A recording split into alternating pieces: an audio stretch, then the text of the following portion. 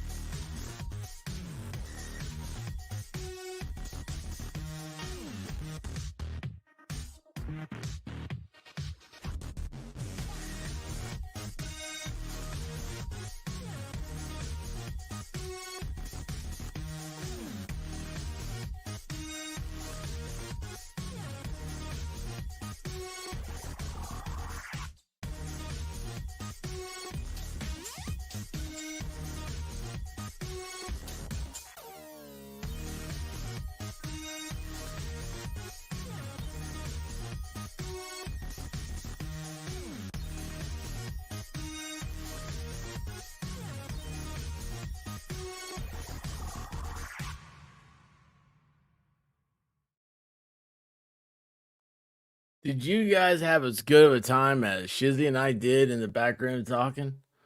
Yes. Oh my gosh. I'm just sitting here and I'm like, oh, it's 20 minutes until showtime or till Schabusiness comes on. I was like, wait a second. I set this thing up at 10 o'clock.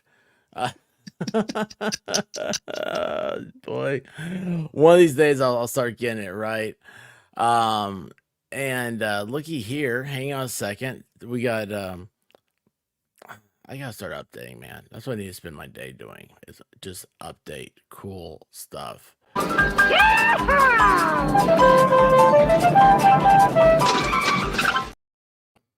Good morning to the hell I know now as rush hour and I-24 westbound in Nashville. Yeah, dude. Nashville, yeah. It's dude, when I was there it wasn't like that. Sorry. No, it used to be really chill going through Nashville. Yeah, it really was.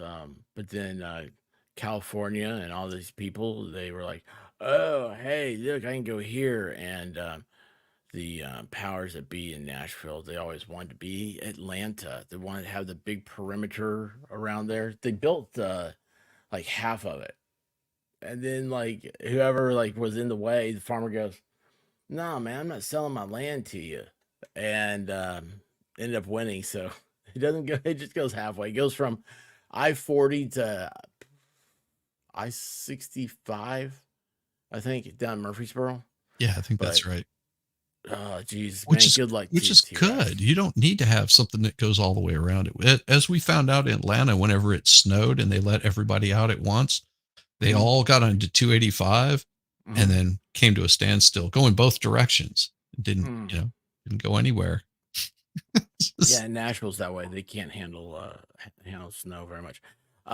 This way up. How you doing? Rabbit, how are you this morning? Jen with no filter. You guys are awesome. They are. Uh, How do you find such wonderful people? they find each other. Like yeah, I'm the blessed one. I'm the blessed one. Talking trash and truth. At least I can just sit and enjoy this one. No modding, no running the stream. Just sit and vegetate. That is the whole key to it. Boy, I love finding those vegetation things. Cool Gamer, how are you doing? Oh, Caitlin's here. Hi, Caitlin. Hey, Caitlin. Um, Caitlin is at work, I'm assuming today. Oh, and look who else we got here. Yeah, how are you doing? Good morning.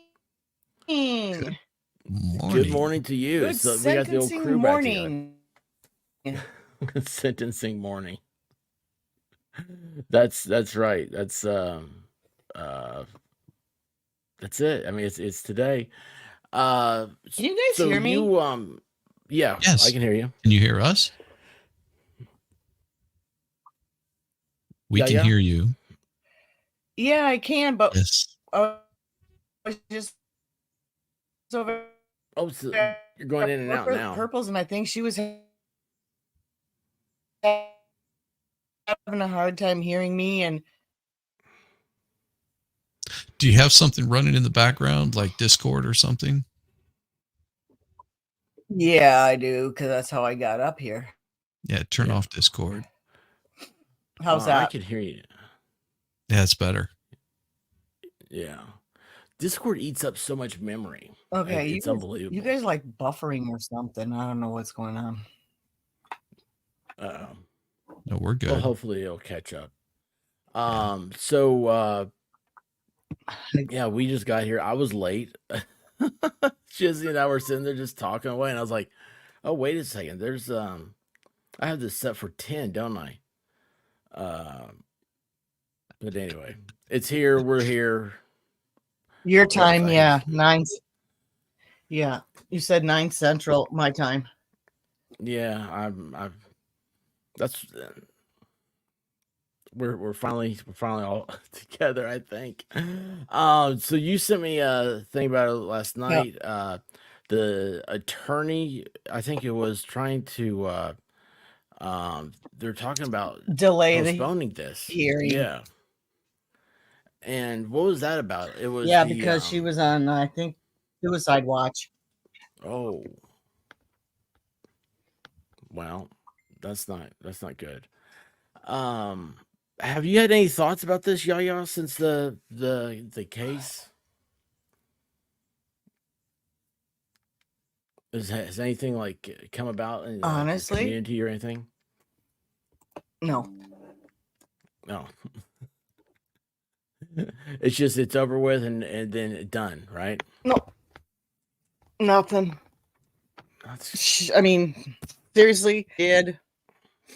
And her brother's gone, so that's what's weird I about really have these no things. no. Yeah, well, it's like you had this huge case, right? And we're watching it around the country, and I think we're always more interested than the people that live in the area. I know there have been a couple in East Tennessee that I don't know. It was just like, oh yeah, this big thing's happening. You if you drove by the courthouse, you saw the news, but it's just like it was nobody ever paid attention to it. I mean, it's like once it's over, it's over. Yeah. Oh, oh. Shizzy, what's the case you I'm and actually Baker watching doing it right now? really. The Do case what? we've been. Yeah. Go ahead. Yeah. Sorry. I have been following the Maya Kowalski hearing or trial right now. She I don't know was about that one. 8 years old, and she developed CRPS, which is an autoimmune disease that is super huge, painful. And her parents took her to Mexico, and they put her in a ketamine coma for a couple Ooh. weeks, and she came out feeling like brand new. And about a year later, a hurricane was going through because it was down in Florida, and she relapsed. And they had to take her to the emergency room in Florida, John Hopkins, and they accused the mother of having Munchausen by proxy. And they took this little girl and they held her captive in the hospital for 3.5, 4 months. And her mother ended up committing unaliving herself. And so they're suing the hospital and everything right now. And there's actually a documentary on Netflix about it. I do remember something vaguely about that. I want to say Megan Fox covered some of that for a bit. Somebody else covered that. What they did to this family is horrible. Yes. Oh, wow. It is absolutely horrible. And it That, amazes me because it's so hard to fight against something like that whenever you've got doctors that are yep, just stepping in and taking, you know, yeah. I mean, And if it is a bad scene, then I understand them doing it. But if that's tough. well, the thing is that they had doctors that were calling there saying, no, this is the treatment she uses, because the mom, it was a nurse also. And she knew, she wrote down everything that was going on with her daughter. She knew everything that was going on. And it was because of the ketamine that was given to her for pain that they decided that the mother was abusing her and all this stuff. And the mother felt the only way she knew how to get her daughter back to the family was to unalive herself. Damn. And that's exactly what happened. Man, is that's a trial going on right now? Yeah, they're asking for it's a trial against the hospital, and I think CPS. I'm not sure. Oh, look at this. Chris Mullins says Megan Fox is currently covering the trial, and Runkle Bailey did the opening statements. Mo has looked at it as well. Oh, wow. Yeah, it just started last week. They had a half a day on Thursday, a full day on Friday, and it resumes today. And this judge, to me, is a dickhead.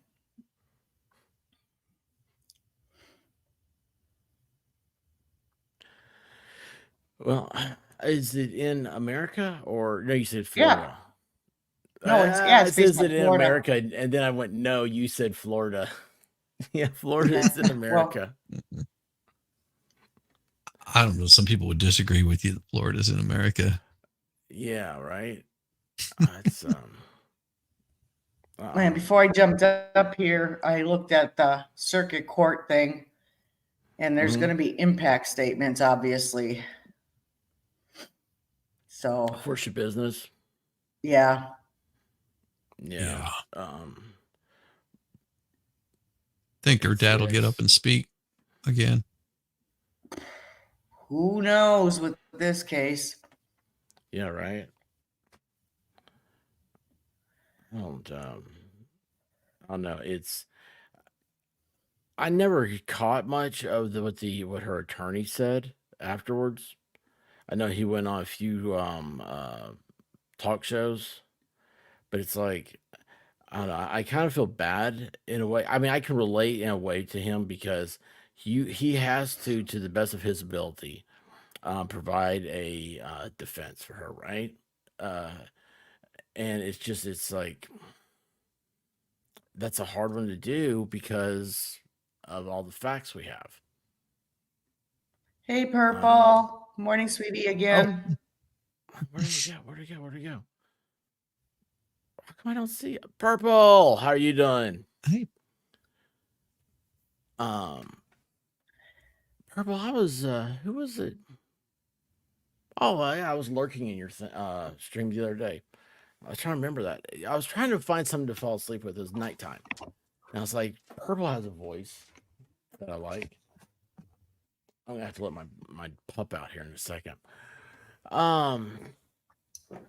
Yeah, this is just I don't know. It's hard impact statement stuff. I saw the talked about will they wanted to bring some of her relatives from Texas, be able to have them on a Zoom call. Then of course, the boyfriend's family. I mean, they're. I don't know. I feel bad for them. I don't remember when they were on trial. You didn't even. I don't know. Remember that it was the stepdad or whatever. He's like, yeah. Oh no, there's a phone call. He was like, I think you need to. It was a non-emergency phone call. And he's like, yeah, I found was it my stepson? My wife says his head's in a bucket. That's just Yeah, he didn't Let me see confirm. He if it just was says in like, here. I'm not. I don't want to see that. yeah. It Yeah. would just be so horrible finding that. I can't even. No. Yeah, it's just You know, it's really bad yeah. when you go in to type their names and the first 3 letters you type in pulls up their name. Mm. Yeah. Oh yeah. How much I looked her up. All right. Shizzy, since we're down to 7 minutes, man, what are you covering?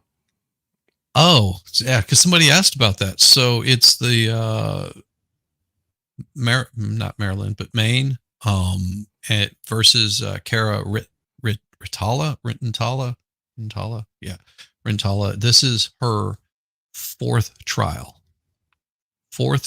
on this, because the first two was deadlock jury.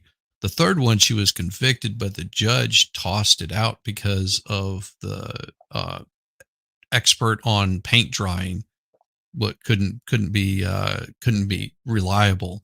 So they're doing it a fourth time, and the prosecution rested yesterday, and they've started on the defense. And then it looks like they've been currently just fighting over getting what experts are coming in and everything. So it's a little bit slow moving this morning, but it looks like Rosemary, she's so awesome. Her defense counsel is gonna try to get in as much as she can. And it sounded like they were expecting they would only be about a day and a half of bringing in their experts and whoever was going to be speaking. So it's not going to be as long as a prosecution. But I mean, from everything that I've seen, I have not seen them prove reasonable, prove it beyond a reasonable doubt that she actually did this.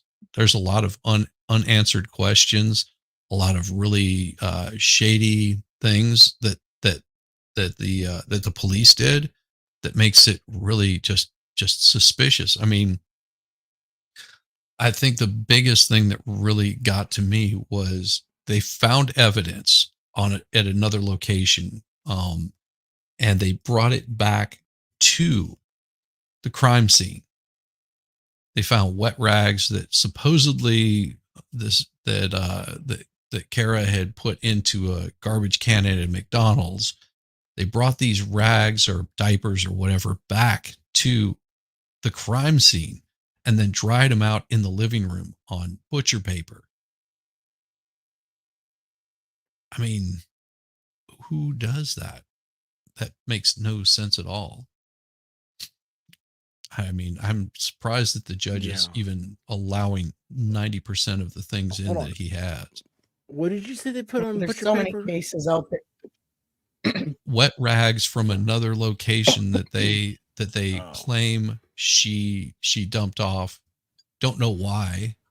I mean, it could have been anything, or it might have been that she didn't. And that was after these 28 hours later, after she supposedly threw this stuff in the trash. They found it sitting on top, and it was wet because it was raining the day before. And they laid these diapers out that they claim she mopped up blood or something. I don't know, because they never defined what these things were used for or why she put them there. 28 hours later, sitting on top of the trash, they bring it back to the crime scene and dry it out on butcher paper because the stuff was wet.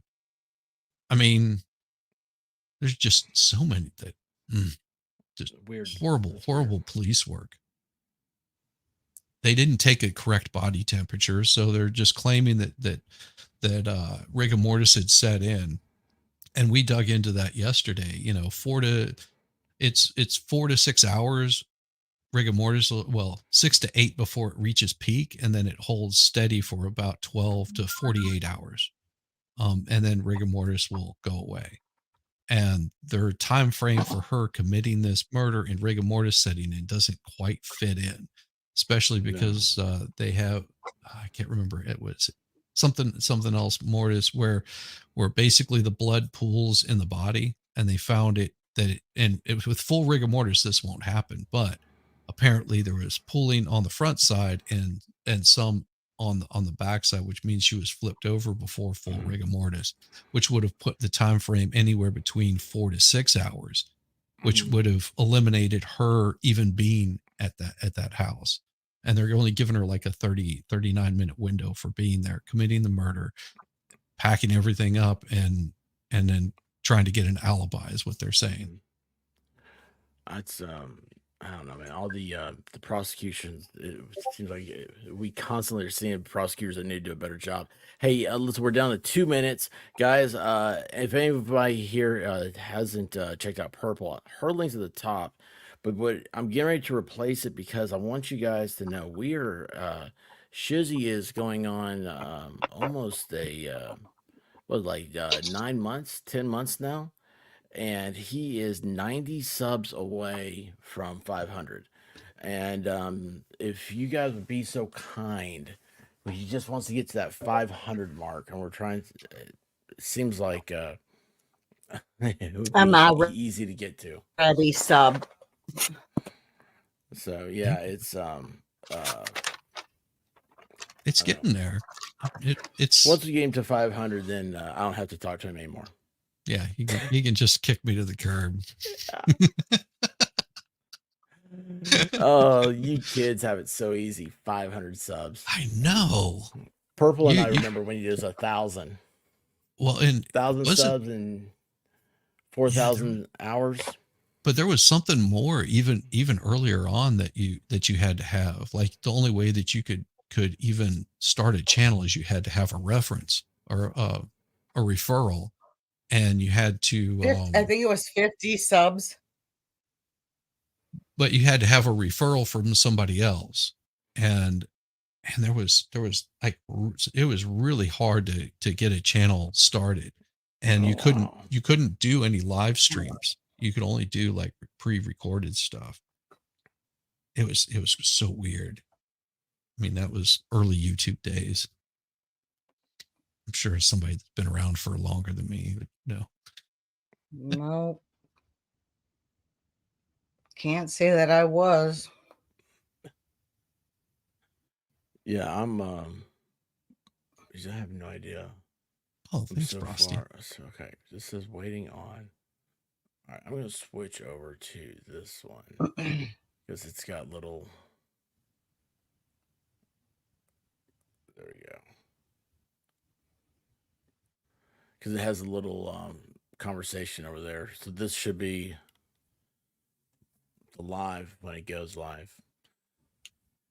Yeah, that's weird though. Talking about they use diapers to like clean up or whatever.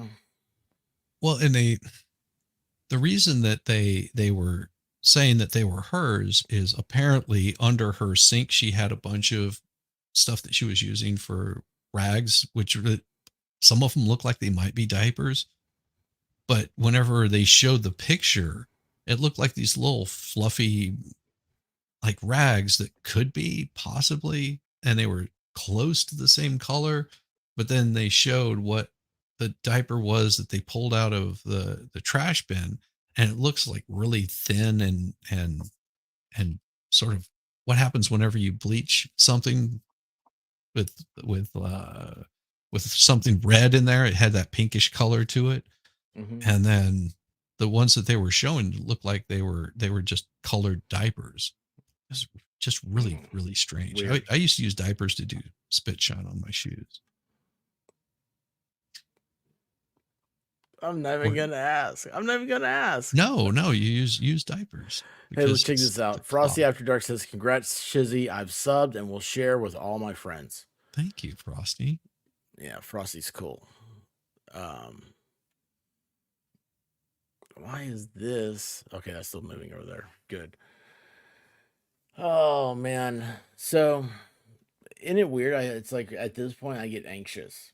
I'm like, I want to see something going on, you know, because I don't know what to say. I don't know. This is a weird time. This will be yeah, I don't know if I think you were camping the ortho trial, the ozone, the guy that I was doing a couple weeks ago. Boy, that was Yeah, sounded awful. He got manslaughter. So his he sentencing is did. coming up. Yeah. I mean, you know, it's I don't know. I've got an article about it. I've been meaning to read. Um but I was trying to let everything calm down from it. So uh I don't know. It was crazy though to think that you know he had all that. I mean, he was there. He was in the car. The cop approached him and he popped the cop. Uh, what the jury was thinking, I have no idea. I mean, if I was on that jury, I don't think that I could have put it down as premeditated. I would have had a hard time resolving that one. Um, you know, Yeah, it, premeditated was that was just too far of a no, reach for me. You know, It's I Savannah. definitely didn't see because it as it's self not like he defense. knew that, you know, yeah, Self self no, it premeditated wasn't self is a defense either, hard, but it was like a like manslaughter, right? I don't know. Premeditated though is always hard. That's a jury question because the intent to take the life of another, how long do you have to premeditate that? 5 seconds, 5 minutes, or half a second? And that is the question that's brought to you. Um, you know, luckily for me, that's one time I've ever had to answer that question is on an exam. And that is, you know, you get tested on that. They give you all these facts and, you know, write a defense for this person and or you know you have to prove like you know this would not be a premeditated because XYZ. Heat of passion is in there because you know that's kind of a I don't know it's heat of passion. You always think about you walk in, your wife is with another eight. man. Yeah, Yeah, and it's so I don't know that time frame of premeditation is it's kind of it evaporates a little bit. I mean, obviously you can't wait 2 weeks and then say, "Oh, it's heat of passion," but it's I don't know. Premeditated is a lot harder than it looks because it's never like the movies show you where you're sitting, you see two people sitting together going, "Okay, here's what we'll do." And this is how we're gonna do it. This guy's just sitting there smoking a cigar, listening to some tunes, and you know, I don't think he planned it. He wasn't setting up a trap for the cop. no, that's sort of what I saw also, and yes, seconds before he could have made that choice not to pull out a weapon and fire it at somebody. But I like I said, it's there. I look at it as more of you did something really really stupid, and it's it is so unfortunate, and I wish that it never would have happened, or that situation never would have happened. But I had a hard time resolving that. Like you said, he's sitting there laying a trap, waiting on somebody to show up just so he can delete them. I did not see. I didn't. I just they couldn't prove that to me. That would have been a hard thing to prove, unless he was just saying, "Yeah, I was just waiting for the cop." That's how it was going to go down. Well, you know, that's where that whole um, crime map and everything else things comes into play. Is like, how do you know that you're sitting in an area that is a high crime area, and that the police may be approaching you? You know, I don't. Um, I don't know where I am. I don't know where I am right now. I mean, I've had friends that lived in really bad areas where the cops, sit outside of the area and just waiting to pull you over to bust you for buying drugs because it's a pretty heavy drug area. Oh yeah, Drop the guy off, and he was just like, "Yeah, you're gonna get stopped by the cops on your way out of here." He goes, "You can just drop me off on the corner." I was like, "I'll drop you off in there. I'm not worried about it. I don't have any drugs on me, and if they want to give me a hard time, they can go away." And sure enough, as soon as I they left do there, that here. I got pulled over, and they were just like, "So what were you doing in that neighborhood?" I was like, "Dropping off a friend." What business of yours? They do that here on the borders. really? Mm-hmm. Yeah.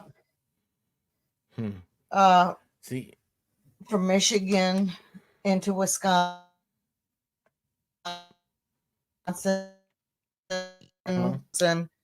went to school in Michigan, and he was coming home one week, and this is right after they legalized marijuana in Michigan, and he got pulled over.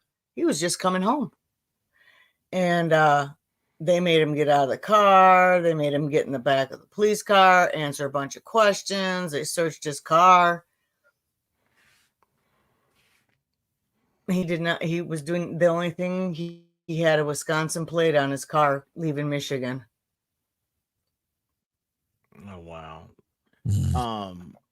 I know like where we are, there's a lot of stuff where it's what it used to be New York, um, because so like cigarette taxes are a lot cheaper down here, and so it's cheaper for people to get a van, drive from New York, uh, make it to North Carolina, and buy a van full of cigarettes, then go back to New York and sell them. And there was that one guy got um, well, it was like right around the George Floyd time, maybe I Oh want to say, yeah, big guy who that was yeah, selling huge dude. onesies. Yeah, he was selling cigarettes on a street corner, and uh, they approached him, and it was all because there's no tax stamp on him. And anyway, yeah, that's a big thing. So it's like whenever, and I know because I did a citizens police course deal, and running around with the cops, you got to find out about the. It's like, oh yeah, whenever you see a New York or let's see here, New York, New Jersey, or Pennsylvania, or the license plates, they said, that's you just know there's something up there. And one night, it's the weirdest thing. If you ever see the cars where they both have the same license plate, same state, but one is really, really nice, and one is like just like kind of beat up and stuff, and it's a decoy for running drugs. And it's like, oh man, it's just crazy seeing that stuff. But Wow, how can people? Ah, yeah, I don't see that criminals think they're slick, but they're not. You get found out pretty darn quick. Mm-hmm. hey, Sage, how you doing? See, I've seen Sage Warrior somewhere else. I'm trying to remember where that is. Used to be over here a lot, but she got out of school and now it's serious. Ah, it's the avatar that I always remember Oh on yeah. that one. Yeah.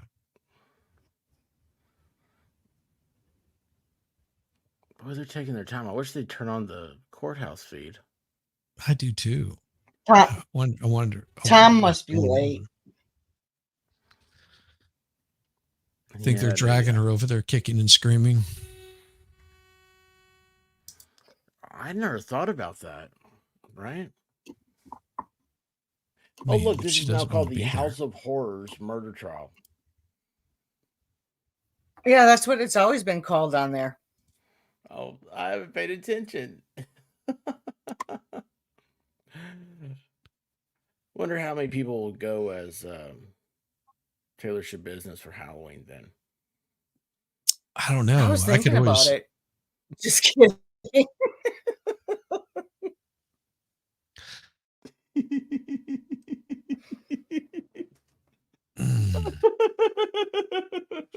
Could you imagine?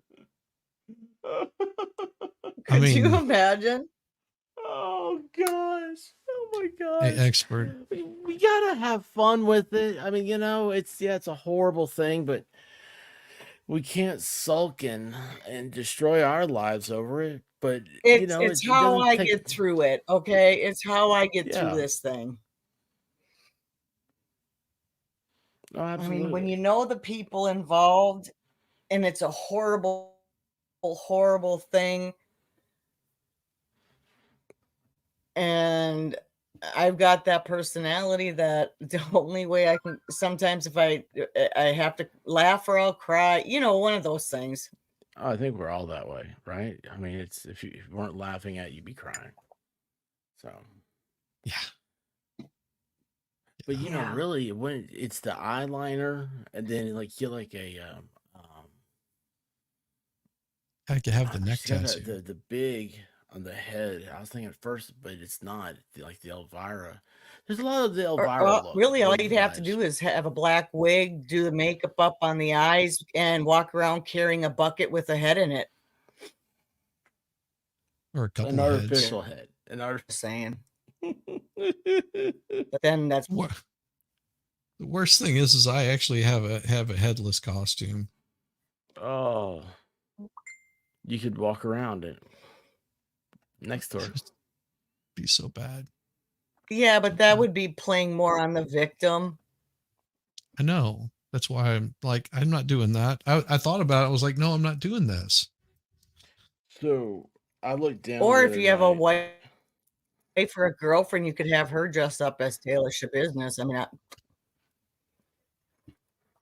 I looked down the other night and saw my dog's choker was sitting here next to the chair, and I was like, boy, that sure is weird timing. Yeah. Oh, which reminds me, I lost it yesterday. That's where it's been. Dude, I'll hold it. I got this. That's cool. And which dog is that for? Either of them. Just whenever you need it. The blue dog, she has no manners whatsoever. She just takes off. You got to have a pincher for her. But Gotcha. hey, Cool Frog, what's up, bud? The brown dog though, he is much more behaved with the pincher. That's our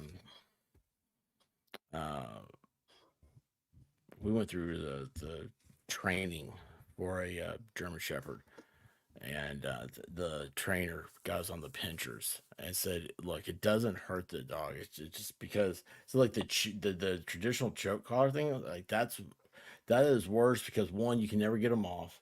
This has like a little clasp, so if like the dog got caught on a fence or something, you pinch it, and the whole thing just explodes open, so the dog's free.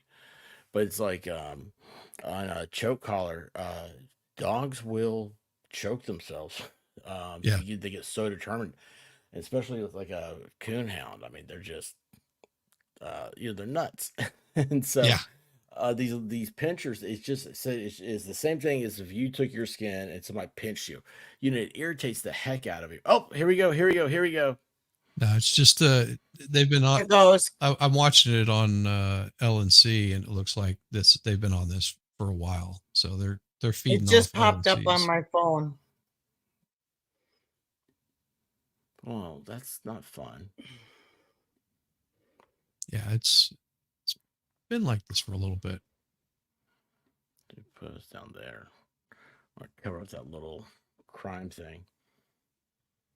That's what Law and Crime Network. That's what they went after Nick Ricada. They said that you're showing our logo. Yeah. So.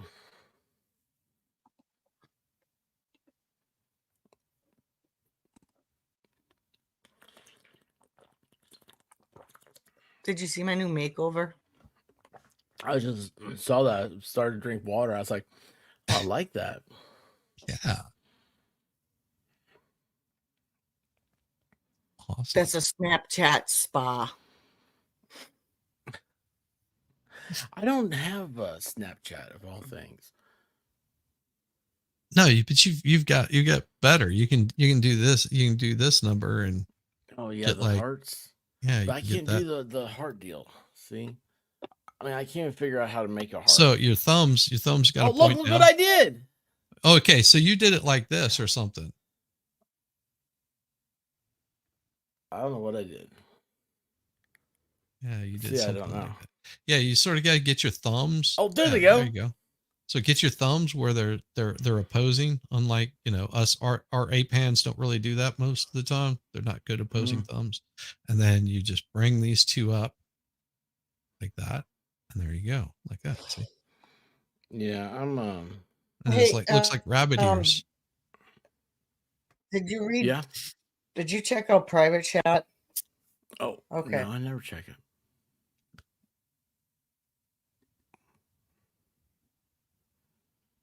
Oh, that's cool. Oh, that's not cool. Okay. Yeah, everybody's just patiently waiting for this to take place. It's so crazy. I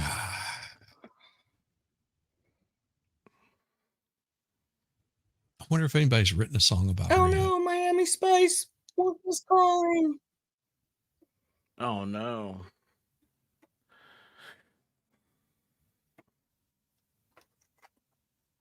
Let's see. Where is?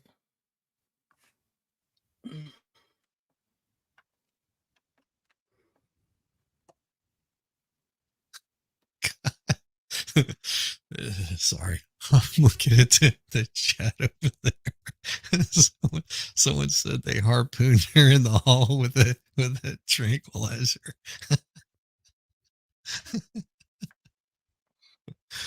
Oh my gosh, these folks are so brutal. Oh, they are over there.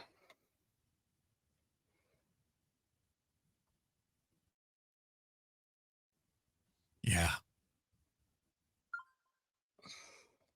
They just would love to see the blood. I mean, they're like sharks. Oh, hang on a second. Let me finish this. Let me finish this thought.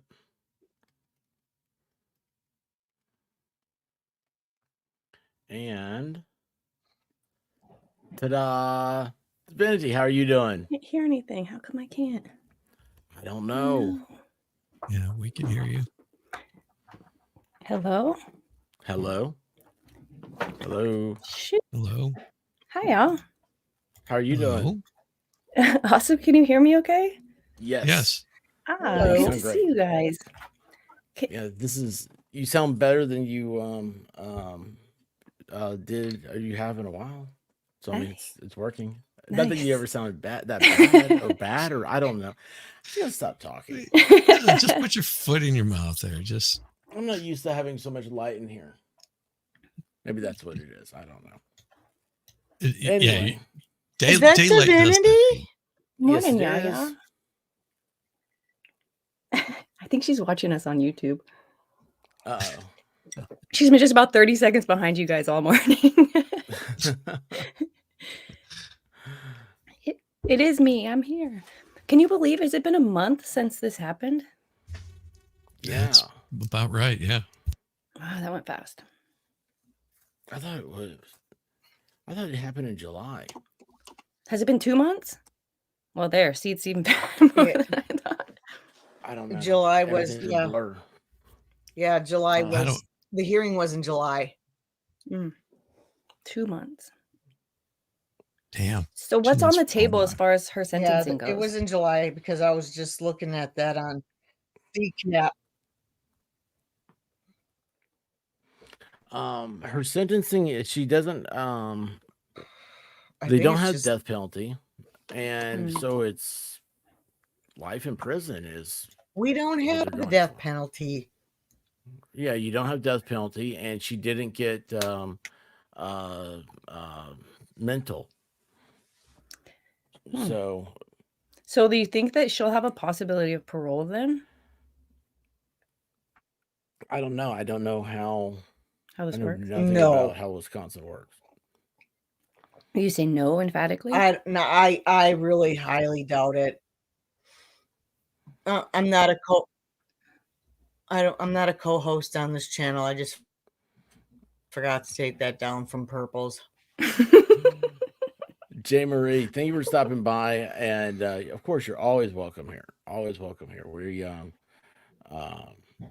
good vibes are what it's about. Good vibes. Life, no parole is my guess, says Caitlin. Yeah. Well, you're a Schabusiness co-host. Yeah. I think she is 30 seconds I'm behind. telling you, I've been watching. She's Yeah. watching over on. She's watching it on YouTube. No, I'm here. Oh. No, I'm here for my side, and you guys keep going in and out. I don't know if I should hop down Yeah, and come back up. You're going in and out a little bit too on this side. It's like there's something running in the background, possibly eating up the memory. Just moving around the house. Maybe the Oops, whole she's Wisconsin internet is trash today because everybody's tuning in. Is that a could be it, thing? too. That well, I mean, it's a thing when California gets off work, East Coast internet slows down. That's cool. I didn't know that. So yeah, I love being on with tech support. And they'd be like, "Well, right now," and I'd say, "I'm not in California though." Savannah, Georgia has the death penalty. Yeah, most southern states. I think Virginia got rid of theirs, which I'm surprised at. Surprised, not surprised. I mean, it's so close to DC that, yeah. Yeah, maybe. well, it became overran. Virginia became overran. Instead of going to Maryland with the high crime and high taxes, they went to Virginia with the low crime and low taxes, and now they have high crime and high taxes. Go figure. How's that work? The Californians moved in. I Yep. heard y'all earlier. Will you complain about traffic in Tennessee and blame California? Oh yeah. Ridiculous. You should see how many. I think 500,000 people have moved to Tennessee in the last since the last census. There's already it's like 600,000 maybe. So you that your figure in it's 8 years your census grew 20%? 500,000? Yeah. Which Are there a lot of California plates? Around Nashville and stuff. It's what people are all coming in from. You know where the big one is, and I think this is everywhere though, is there is so many people from Colorado buying land in the east right now. And I was told from a I mean, like, it's a small little county in Tennessee, and they're like, yeah, you wouldn't believe what's happened. There's a whole new neighborhood, and they've had it's like, we got it's the first 4-lane road we've ever had in our county. And I was like, well, what's going on? And it was said, they were all these people that bought it were from Colorado. And I was like, why Colorado? You got the Rockies. What are you doing? The mountains of Tennessee, they suck compared to the Rockies, right? And it's all the dispensaries because they can't put money into banks, is what they were saying. Oh, that makes sense. So they're just buying property to put their invest. Yeah. So I don't know what's going to happen with that. Whether it's just going to be houses sitting there empty or what. They might just be buying the property, waiting. Yeah. Is marijuana legal in Tennessee? Nope. Oh, so they're not going to grow there. Nope. But Yeah. it is One the day. number one producing state. Actually, it's behind Hawaii. Yeah, that's true. Hawaii is the only state that produces more. Talk to a helicopter pilot. He read said, that it's really easy to figure out where they're going to try and legalize it. Yeah, there's starting to be pushback though on a lot of that. I don't know. I don't know what's gonna happen. I don't know. Here's the thing. All this does is just make me think about how nobody cares about the homeless people that are heating up everything. Do y'all have homeless everywhere? Is it just me? Is it just my gripe that they've just popped up out of like nowhere? I Wait, read a story yesterday where a homeless woman got eaten by an alligator in Florida. was that 13-foot alligator?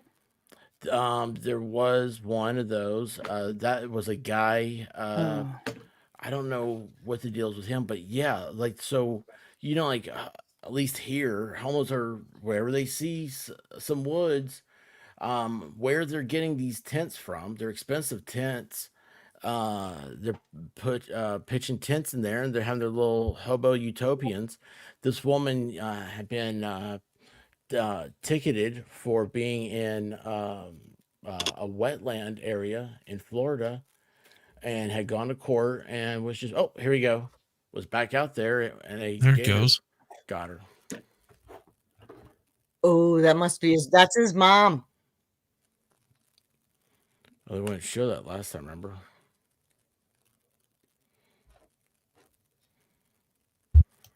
Look at Now over on LNC, they're not showing the people; they're actually showing her, and she's got a gator on. really? We're just talking Yeah. about gators. On LNC, she's got a gator on.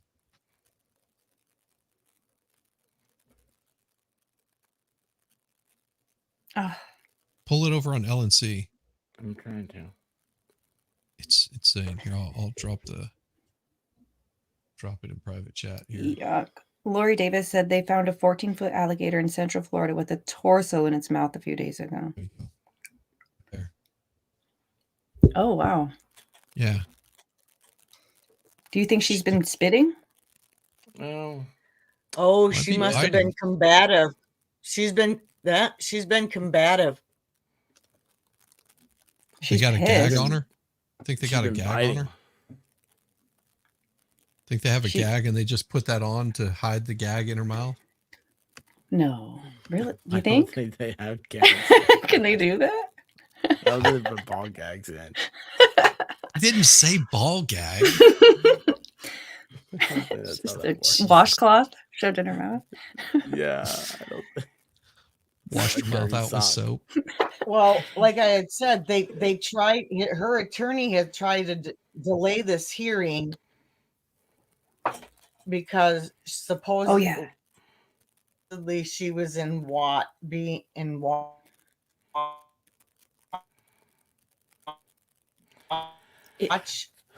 Okay. Yeah, Uh, suicide on a- watch, right?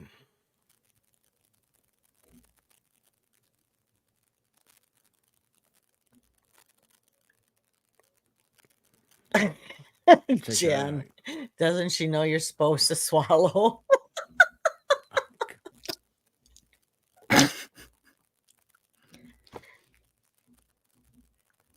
Oh, she's looking at us. I don't like it when she does that. Only if she winks. She's Yuck. Look at her hair. She's like gross right now. She's a fucking whole mess.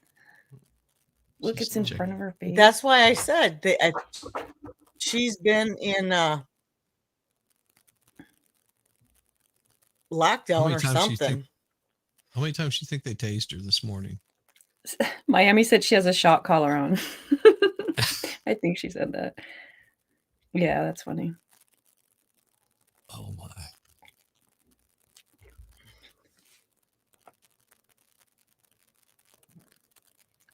Could anybody see it when she moved her hands? Is she shackled and cuffed yet? I didn't see her hands cuffed. That's a good call. Yeah, they are. Yeah, she's cuffed. And we don't have any volume. Oh, here it Yeah, is. here it is. And Okay, through I'll her whole call trial, she 20 was not. CF 998, 20 CF 13. Hey, there's my buddy Tom. 22 CF 363. State appears by Assistant District or Deputy District Attorney Caleb Saunders. The defendant is here in person and with Attorney Freilich. We're on the court's calendar for sentencing hearing today, as well as sentencing on Can y'all hear it? revocation on those earlier Yeah. files. Yes. Yes. Is the state ready to proceed, Mr. Saunders? I'm sorry, Judge. Is the state ready to proceed? We are. Mr. Freilich? Yes. Okay, I've got a copy of the pre-sentence investigation report that was ordered by the court. I have a copy of the independent pre-sentence investigation report that Mr. Freilich had submitted. I've had an opportunity to read Squabble. both. I've also got some submittals that were submitted by Mr. Freilich. So let me start with the pre-sentence investigation report that was ordered by the court. Mr. Saunders, did you get a copy of that? I did. Did you get a copy of the other documents, including Mr. Freilich's independent evaluation? Yes. Okay, Mr. Freilich, did you get a copy of the PSI that was ordered by the court? Yes, by the Department of Corrections, Your Honor. Yes, I did. All right, any changes or corrections? No, I can tell the court that I did review that with my client this past Friday at the Brown County Jail for several hours. We went through the entire document, talked about it, talked about the recommendations that the Department of Corrections for the state of Wisconsin was making, and there are no changes. All right. Then let me just get a sense of how the proceeding is going to work. Does the state have any witnesses you intend to call at the sentencing hearing Wait.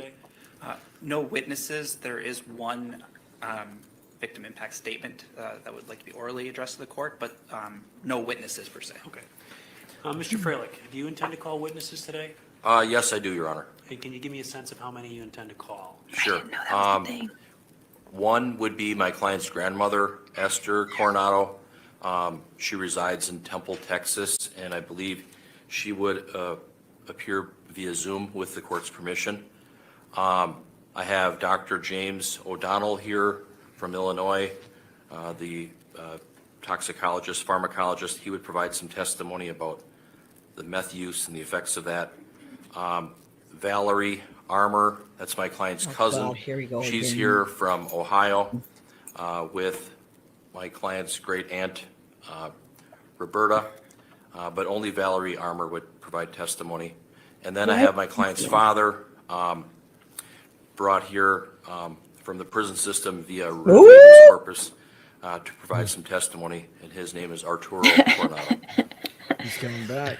Wait, why witnesses? Why are they called that? Told you he was gonna be That's there. what I thought that was, but I didn't want to say it. And then once the witnesses have all testified, then we can They're receive gonna argument from counsel. Any objection to that, Mr. Saunders? Try to say she doesn't No, belong no. in jail, But she that would- needs to go that would mean, into although we the typically psych start with the ward. state, that would mean we would turn to you, Mr. But like Freilich. her dad and grandma? Tom's not gonna have any of it. Call your first witness, you can do so. Okay, and before I do that, Your Honor, if I may, I did receive the independent pre-sentence investigation report. It's lengthy, contains an attached alcohol and other drug assessment. I reviewed that entire document, the evaluation and the report with my client last evening at the Brown County Jail. We had a lengthy conversation Last again evening? to talk about this case. And with that said, I would call Esther Coronado, my client's grandmother. Okay. Is she coming in on the Galaxy Tab E? I believe yes. Okay, so I'm seeing that on my laptop, but I'm not seeing it on the Oh, it's, screen. Share screen. Do you helps. think this is his least favorite day where you have to sentence somebody? Oh, it can't feel good, Yeah. right? No. And is this the no, is this and Tom, he's jury? enjoying is this. Just kidding. Is the sentencing by jury? Is it the same So- jury or Is it? Are you don't Ms. know. Coronado? is that Good question. Okay. What I'm going to do is I'm going to place you under oath, and then Mr. Freilich is going to have Well, they some didn't bring a questions for jury you, in. and the prosecutor may or may not have some questions. But I'm going to start by asking you to raise your right hand. No, I think that just the judge gets to decide. Do you swear the testimony you are about to give will be the truth, the whole truth, and nothing but the truth, so help you God? I do. Me too. Very good. Mr. Freilich, the witness is yours. Thank you so much, Your Honor. Ma'am, you are Esther Coronado, Yes, and what is your date of birth? Damn. January 1st, 1942. Okay. And are you married? Yes, Fucking grandma. Are on you the married to Juan stand. Coronado? yes, Yeah. And where do you live, ma'am? Temple, Texas. And Do you know Taylor Denise Schabusiness? Yes. Can you see her She's in, my granddaughter. what's that? She's my granddaughter. Okay. Can you see her here in court? Yes, I do. You've known her all of your life, correct? All of whose Yes. life? What is her father's name? My father's Hers. name? No, He did. no, Taylor's father. What's his name? Oh, Arturo Arturo. Coronado. Okay. That's your son, correct? Arturo, for one Yes. thing. When Taylor was growing up as a young girl, did she live with you in Temple, Texas? Yes. Oh, No, no. When she was growing up, we were in Illinois. And that's where, I took care of her. Lisa's You would wearing take care of her South when you lived in Park. Illinois? Yes, Did you help care for her after she was born? yes, Did there come a time when you moved to the state of Texas? yes. It was in 2004. 2004? Yes, And is that when you moved to the Temple, Texas area? and no, we moved back home. Yeah, that's in Cthulhu. Did you ever live in Cotulla, Texas? Yes, Okay. Kind of fast forwarding, when your granddaughter, Taylor Schabusiness, got a little older, did there come a point in time where she gave birth to a baby? yes, And what's the baby's name? Mateo. And where's Mateo right now? He's with me. The child lives with you in Texas? Yes, So you're caring for Taylor's child, correct? correct. How old is the child? He'll be 2 in October 3rd. Was there a point in time where Oh my God, that's the day after my son's your birthday. granddaughter, Taylor Schabusiness, 80 years old. And went has a into 2-year-old. some kind of therapy or counseling or treatment program and then got released and then came to live with you before the baby was born? I believe so. Okay. I And do not know about what happened in Wisconsin. I only know that she wanted to have the baby with in Texas with me because I was the only family close to Yeah, her. Jen. okay. And so she had the baby in Texas, correct? Correct. Was that in like October of 2021? Yes. And when the baby was born, tell me a little bit about Taylor Schabusiness. Was she interacting with the baby? How did that go? Can you tell me about that? Yes. Well, she was excited when she found out that about the baby. I know that when she came down, she wanted to be close to somebody, a relative, and so when she had the baby, she was very happy and loved that baby, but it didn't last very long because 24 hours later, CPS came and took the baby away. When you So say they, when you say CPS, you mean Child Protective Services? yes, Okay, please continue. We're going to say some more. yes, I was gonna say that after that, well, it was very hard for her.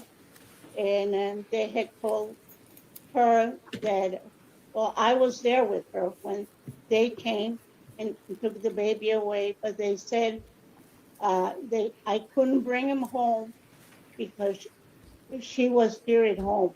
But she said she would rather go to a shelter so I could bring the baby home. But that didn't happen. She left from the hospital, went to a shelter, but the baby didn't come home to me until a month later. Okay, so at the current time, at the present time, you have the baby with you, correct? Correct, And you and your husband Juan are caring for the baby, correct? correct. You sent me some photographs of Taylor Schabusiness, your granddaughter, with the baby after the child was born, correct? Correct. You sent me some pictures of her rocking the baby, kissing the baby's head, interacting with the baby, snuggling with the baby. Is that fair?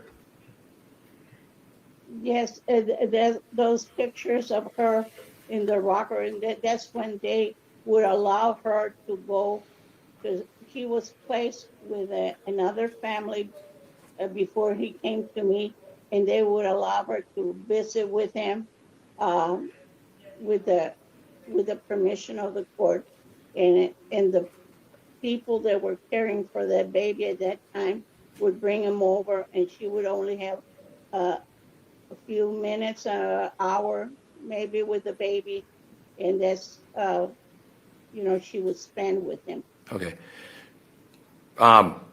After the baby was born or prior to the baby being born, did your granddaughter Taylor go out and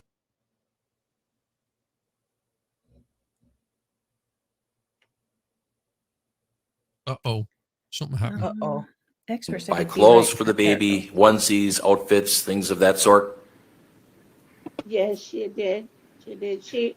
We had everything prepared for the baby here at home, and her grandparents, her grandfather and aunt sent her a crib.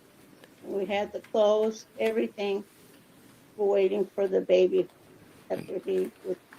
after she was released from the hospital, but she did not come home because CPS would not allow it. We couldn't bring the baby home either.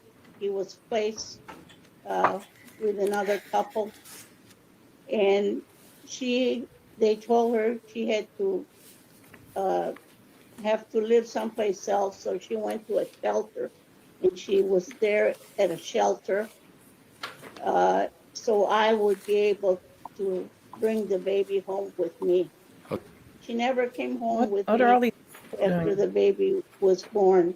From the hospital, the next day, she went to a shelter. But we did not bring the baby home because they had placed him with another family. Okay, So But- we had, but right now the baby is with you, correct? right now the baby is with me. And the plan is likely that you're going to have permanent custody or placement of the child with you and your husband, right?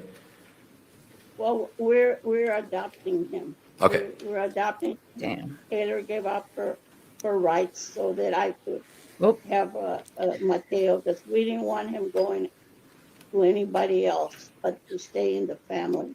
Sure. Okay. From your observations of Taylor Schabusiness with the baby, did it appear that she was, connected with the baby, or can you give me any feedback on that? Yes, she was. She loved her baby. She prepared the things for the baby. So, because she thought he was going to be coming home.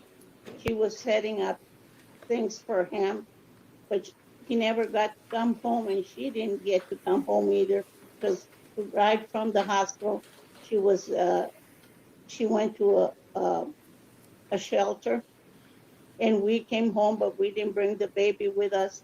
He didn't come home to us till about a month later.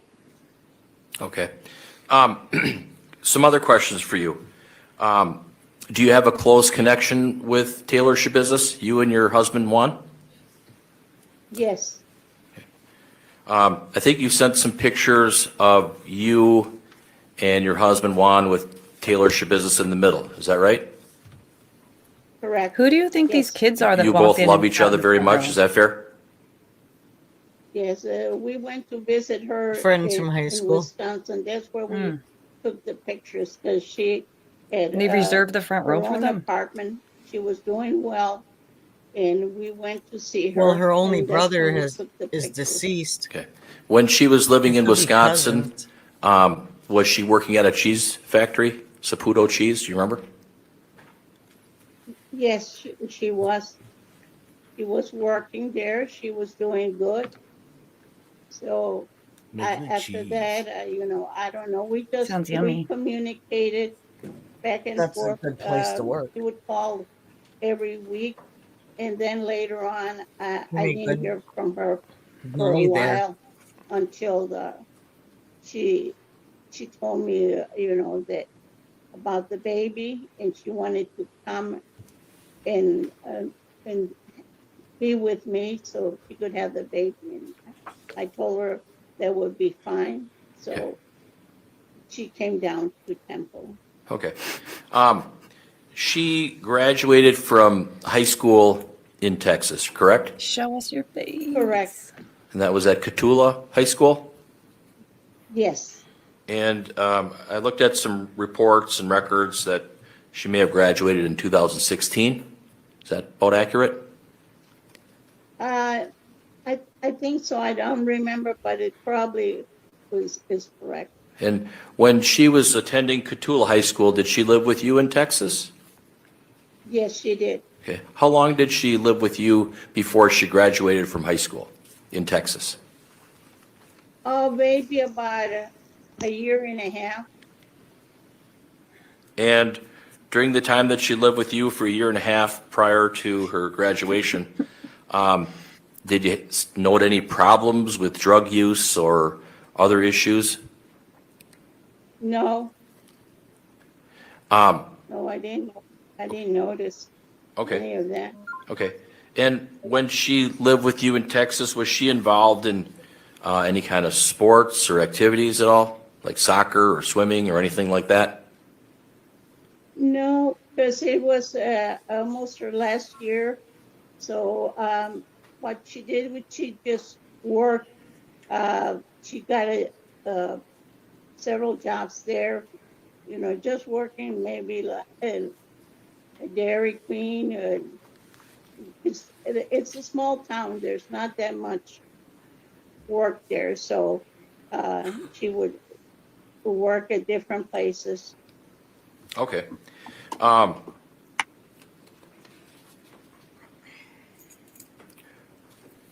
Do you know if she was on any kind of medication at all when she lived with you in Texas before she graduated high school? I believe so, but I really don't know what kind of medication she was on. That lawyer. You talked all to of some probation agents or professional people from the Wisconsin Department of Corrections when the pre-sentence report was prepared, correct? Mm, You were interviewed? Now? Yeah. Oh, okay. When this report was done, did you get interviewed by someone from the Department of Corrections? No. Okay.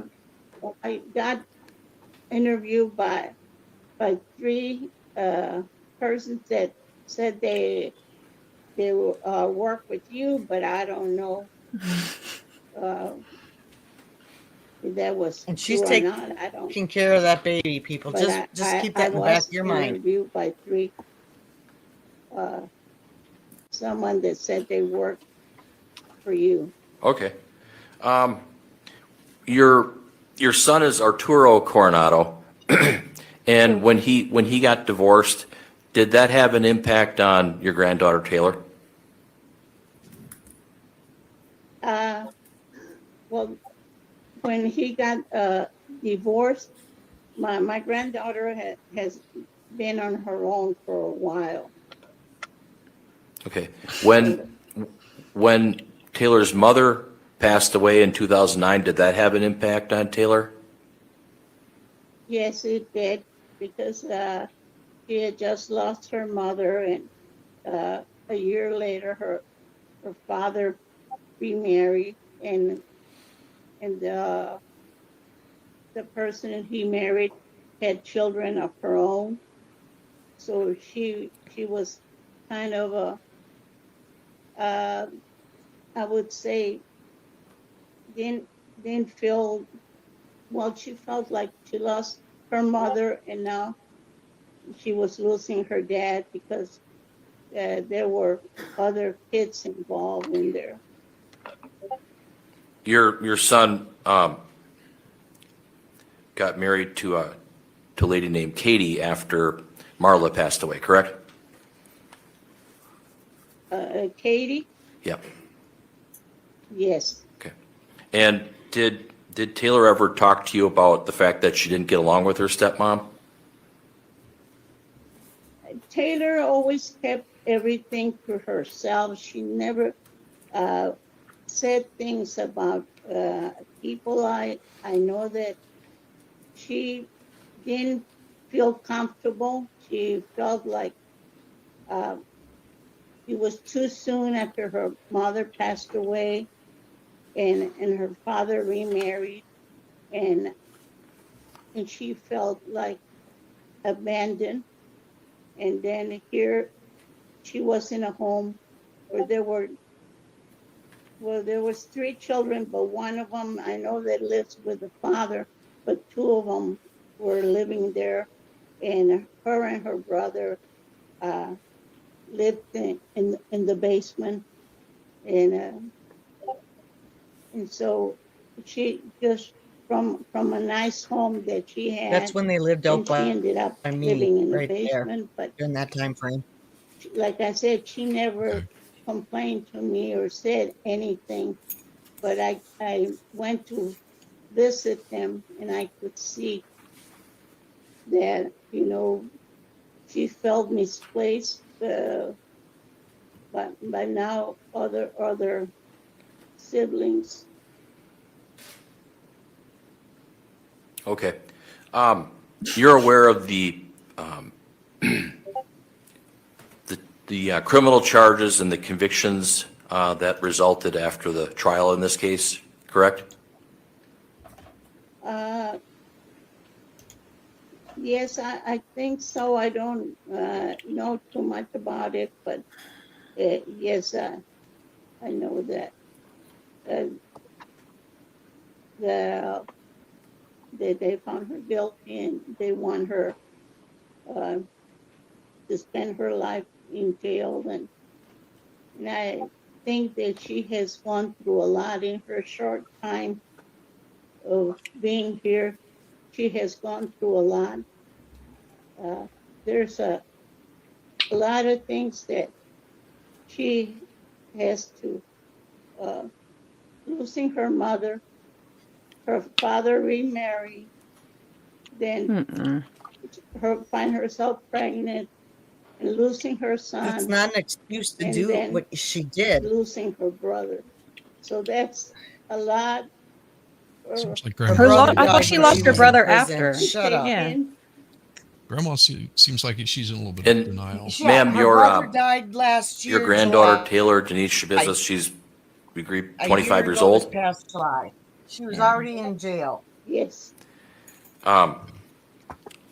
She had a brother, Arturo J. Coronado, AJ Coronado, correct? correct. And is it Yeah, your he died understanding that because of her. he passed away or he Don't even died get in me a started. motorcycle accident on or about July 1st of 2022? Correct. That's right. That's Did sad. your granddaughter Taylor talk to you about that after it happened? No, I know she was very heartbroken, but she was in jail. was there in Wisconsin. She had lost her baby. She was locked up, and her brother, and that was very hard for her. AJ was not at You the sent crime me some scene. pictures of Taylor with her brother AJ, correct? Yes, There's a picture of the two of them together with AJ having his hat on backwards. They appear to be happy. Is that fair? yes, that's correct. There was another picture where AJ, Taylor, and your son Arturo were all together as well, correct? Correct. Did they all get together with you in Illinois, or was that in Texas? Those pictures, where were they from? Were they from Texas or? No, those were pictures when they lived there in Wisconsin. Okay, The ones that, I mean, the ones with the baby were here Sorry, expert. in Texas, but the ones with her brother and her father, this when they were living there in Wisconsin. are you a close-knit family? Or have you been a close-knit family in the past? Yes, we've always been very close. I took care of Taylor when she was born, but then we left for Texas, and so when don't I know. left her, she was, I would say, maybe about 7 years old or 8 years old, She's a and I biter. would try and Exactly, see them KPM. She's a spitter. at least once a year. But then, as the years passed, we weren't able to travel that much, so I hadn't seen her for a while. Do you know if your daughter visited other family members in Ohio with, in the past with AJ? I believe so. When they were young, their mother used to drive to Ohio and take them, but I do not know if later on, as they got older, if they did or not. Do you know if Marla Coronado would take the kids, AJ and Taylor, to Ohio to visit cousins or aunts? Yes, she did. Okay. She would Is there a take them scope? Can they to just ask her visit anything they want? her dad and her brother and sister. Yeah, like, I You mean, know it's why? to build a case for why she should. Your granddaughter, to the Taylor, is she close with fullest your degree. husband, Juan, with Grandpa? Strange. Yes, she is. She's very close with her grandfather. When Taylor was living with you in Illinois and then later on in Texas when she was going to high school at Cotulla High School, did she listen to you and follow the rules and all of that? But she did listen to me and follow some rules, but Some sometimes of them. she wouldn't. I mean, she wanted to do something, but like I said, she wanted to go stay by friend's house, but I would say, no, Dad, let him come and stay here with you. So she did bring a friend of hers to stay overnight by us. Like I said, Taylor only lived with me there in Texas for maybe about a year and a half until she graduated from high school. And then she wanted to get back to Green Bay. Okay. Fair to say that you've always had a close relationship with Taylor, both you and your husband? Leave her brother out of it too. Yes, we have. Yes. You heard about and found out about her involvement with drugs, correct? Yes, yes, I did. I found out later on because she used to call me, and then for a while she didn't get,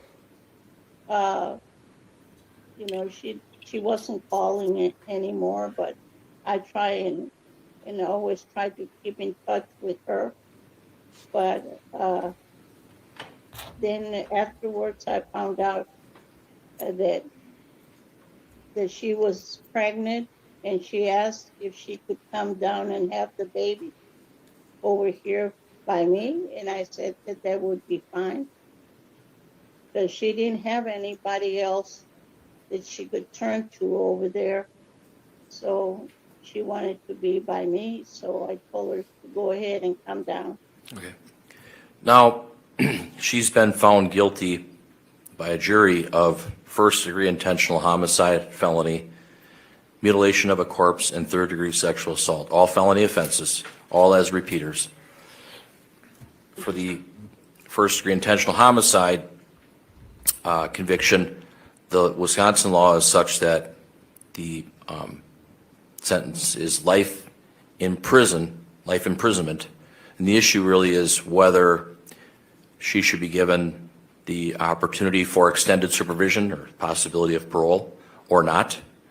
Do you have any thoughts on that? Do you have any input on that issue?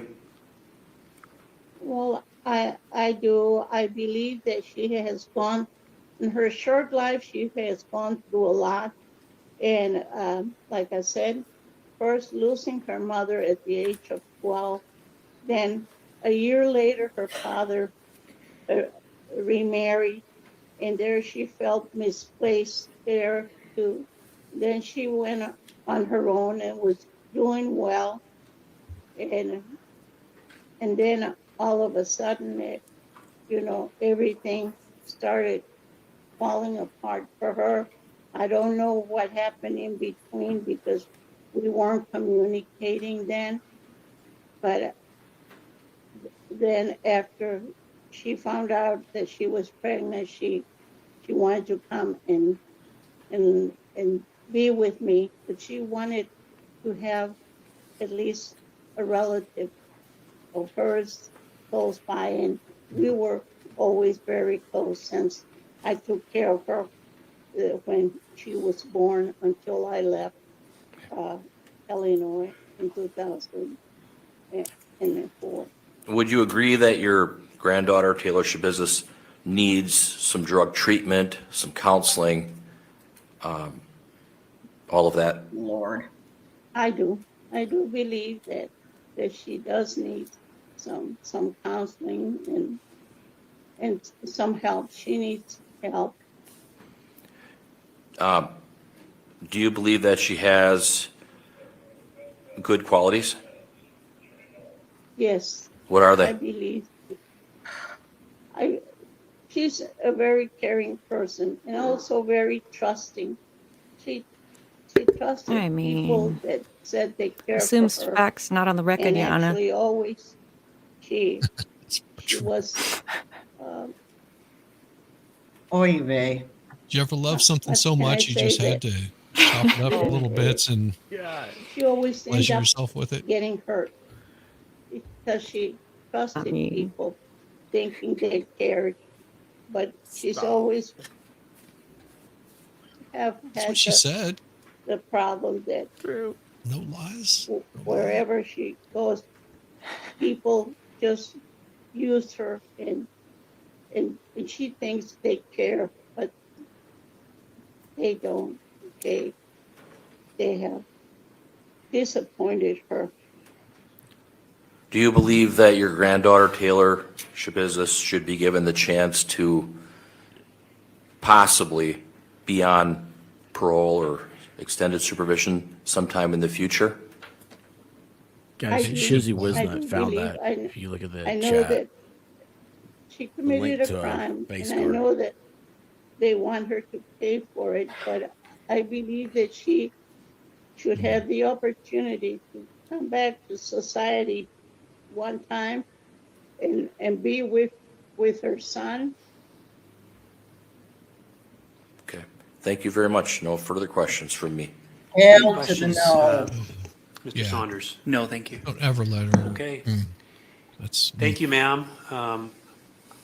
Were you intending that she was going to stay on the Zoom, or you can certainly disconnect now if you want, ma'am, or you can remain well, something on. had to happen either But before the having trial said or as a that, precaution. Mr. Freilich, do you have another witness? Yes, I do, Your Honor. It's We didn't totally up see to the anything, court, though. but if, in my opinion, if she wants to stay on, I would ask the court to consider allowing her to do that. I think I just told her You that. can't Okay. blame Big Pharma for this Okay, one. thank you. Sorry.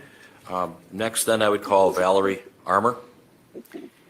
Are those members of her OnlyFans club behind her? I think so. They paid extra for that front row. So I think they're probably friends from high school. That's weird. Black Rabbit. Shizzy, you okay? You're locked in Shouldn't even So know? just before this lady starts, her attorney tried to delay the hearing. My name's Valerie Armour. So Spelled because she was under watch and the hearing V-A-L-E-R-I-E. did start late, so Armour I'm spelled assuming something happened beforehand. A-R-M-O-R. Wait, wouldn't she come in sitting behind Thank them? you very So much, are Your these Honor. people going to? You are Valerie Armour, Yes, I am. and where do you live? I live in Dublin, Ohio. Are They're you married? Shad's friends, Yes, I bet. I'm married. What's your husband's name? Brian Armour. Do you have kids? Yes, I do. 100%. Not I have behind 4 her. children. Okay. Yeah, that's the only front row seat. Are you employed, ma'am? Yes, I am. Where do you work at? She I was work sitting, at she Sun came in and Behavioral sat Health. right I'm a behind them. psychiatric nurse practitioner. And then later they came in. This is So you think this is reserved a probably stepmother? for What do you do there? witnesses. I This is a medical work person. inpatient psychiatry with adolescents and adults. I think those boys are long Shad's have you friends worked and there? not I her worked there friends. for 5 years. Gotcha. And tell me your educational background, just briefly. I have 2 degrees from the Ohio State University. My first degree was a bachelor's of nursing in 1996, and my second degree was master's of science, nurse practitioner in psychiatry in 2016. Do you know Taylor Guys, Denise please help us Schabusiness? get Yes, I Shizzy to do. Do you 500 see her today. in court today? Yes, I do. She's seated to my left. Yes, she is. And are you related to her? Yes, I am. Can you tell the court how you're related? So her mother is my first cousin, Marla is my first cousin, and Taylor's my second cousin. Oh, Are you also here with your mother? Yes, I am. What's her name? Roberta Connor? And does she live in Ohio as well? Yes, she does. You came here together? Yes, we did. And what's the relationship with Roberta and Taylor? Roberta is Taylor's great aunt. She is the older sister of Taylor's grandfather.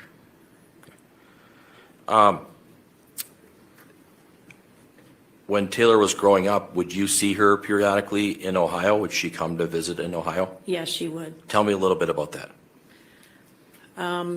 One of the couple visits that I remember in particular, one was in the summer of 2001 when we were going through my grandfather's house. He had passed away in May 2001, and we gathered as a family to get together and go through belongings. Taylor was 3 at that time, and AJ was a baby. And was there a picture of Taylor when she was 3 in a,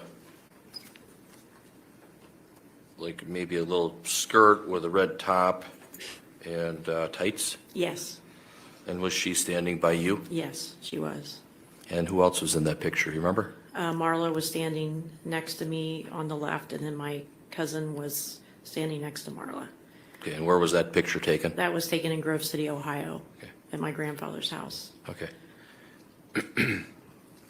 So, have you had a connection with Taylor Schabusiness over the years? Yes, I have. Did she come to visit you on other occasions? Yeah, she came down for a family reunion in 2013 that we had when she was 15. That was with your daughter? Yes, Was that the picture that you gave me of you in the middle, your daughter on one side, and Taylor Schabusiness on the other side? yes, it is. And where was that That picture was taken? taken at a park, I think on the east side of Columbus where we had the family reunion. Inside a pavilion? Yes, inside a pavilion. Okay. And describe Taylor at that time in 2013 from what you recall. She appeared to be a happy 15-year-old girl. She had a great sense of humor like her mother. She appeared to be well adjusted at that time. I enjoyed visiting with her and asking her how her life was going. And I'd always told her I'd be available to her after her mother passed away.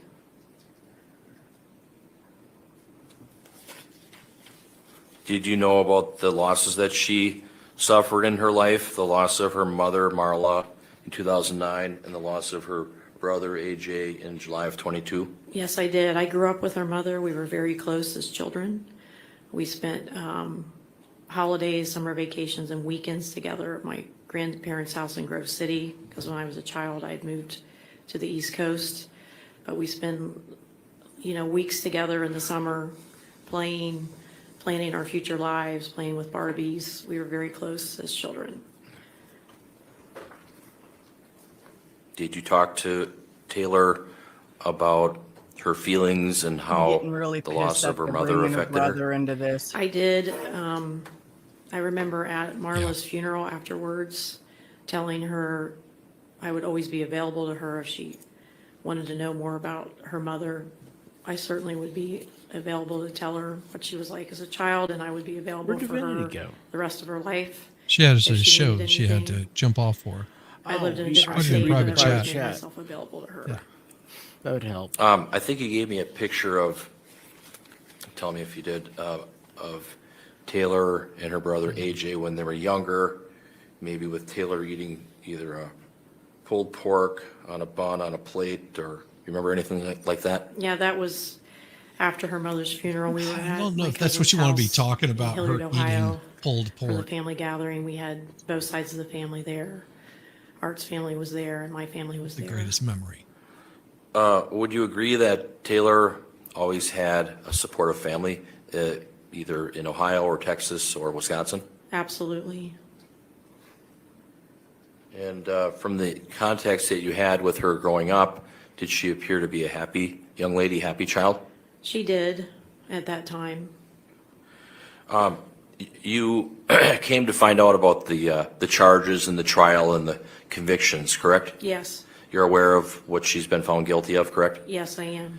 And you're aware of the maximum possible penalties and all of that, correct? Yes, At least as to the first-degree intentional homicide charge, the statute indicates life imprisonment with either the possibility of extended supervision or parole or not. You understand that? yes, I do understand that. Do you have any comments for the court to consider on that particular issue?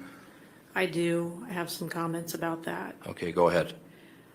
So Taylor, she comes from a loving family. I know her to be loving. I know her to have empathy. She's capable of love.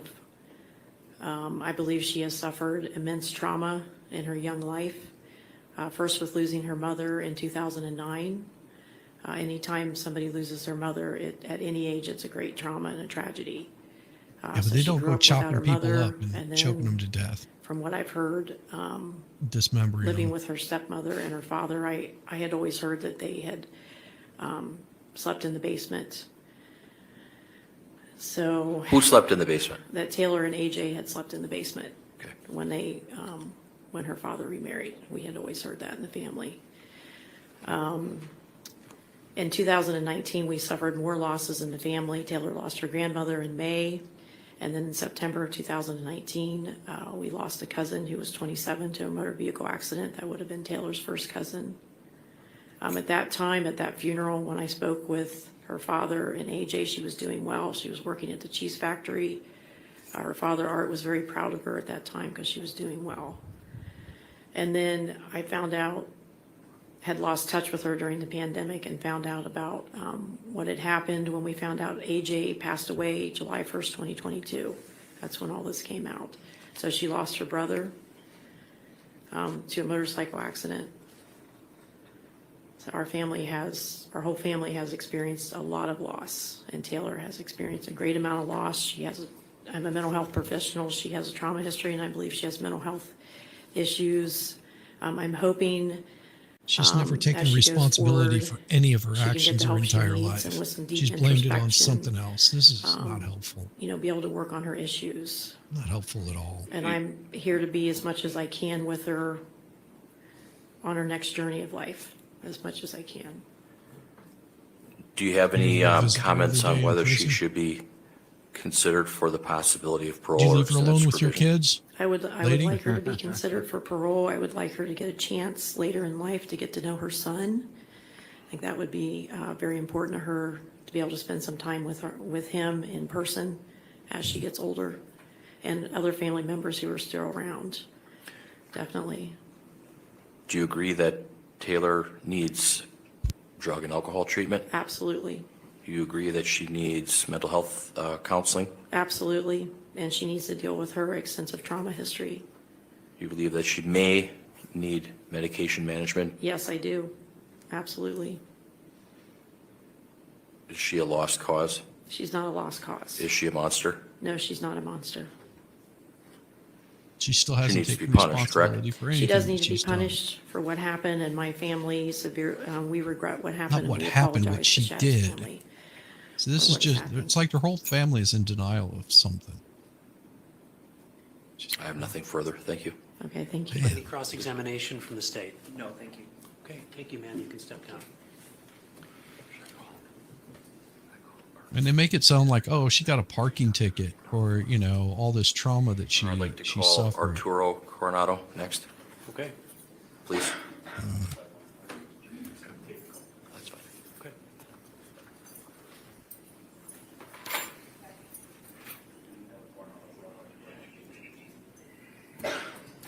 What Papa's going to have to say. Oh yeah, I wasn't paying attention. Arturo's the dad, Yeah. so Devendi had to leave to go to a stream. I totally missed that. That was it happens to us. She slipped out quietly, said she would be back if the sentencing is going on when she's done with the stream. I don't see this going on all day, though.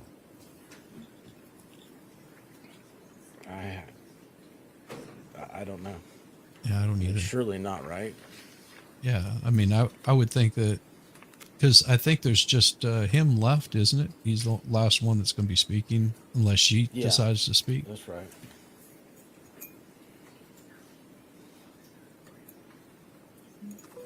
I have such a problem with them bringing AJ into this.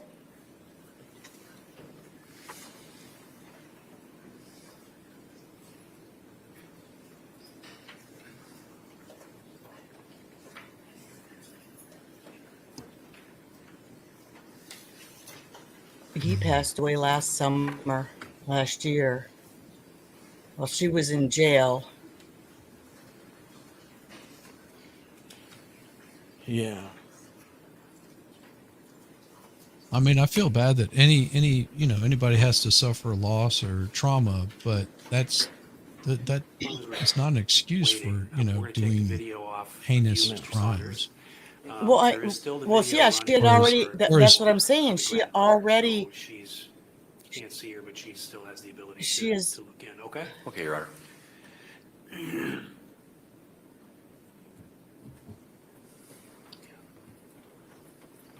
As Jon would say, heinous.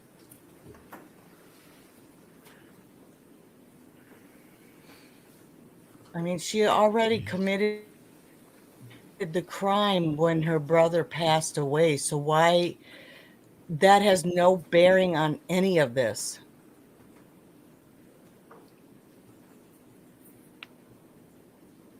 Trauma magnified. And her it's my mental opinion. illness. And my son's opinion, who's his best friend, it was because of her and her dad. Yeah. Those of you that don't know, Yaya, she knew Taylor. The brother that we're talking about, Taylor's brother, was very close friends with Yaya's son. This is a very close and emotional time for the whole Green Bay community. AJ was but at the especially crime for scene. Yaya. Quit saying that. Please stop saying AJ was at the crime scene. He was not.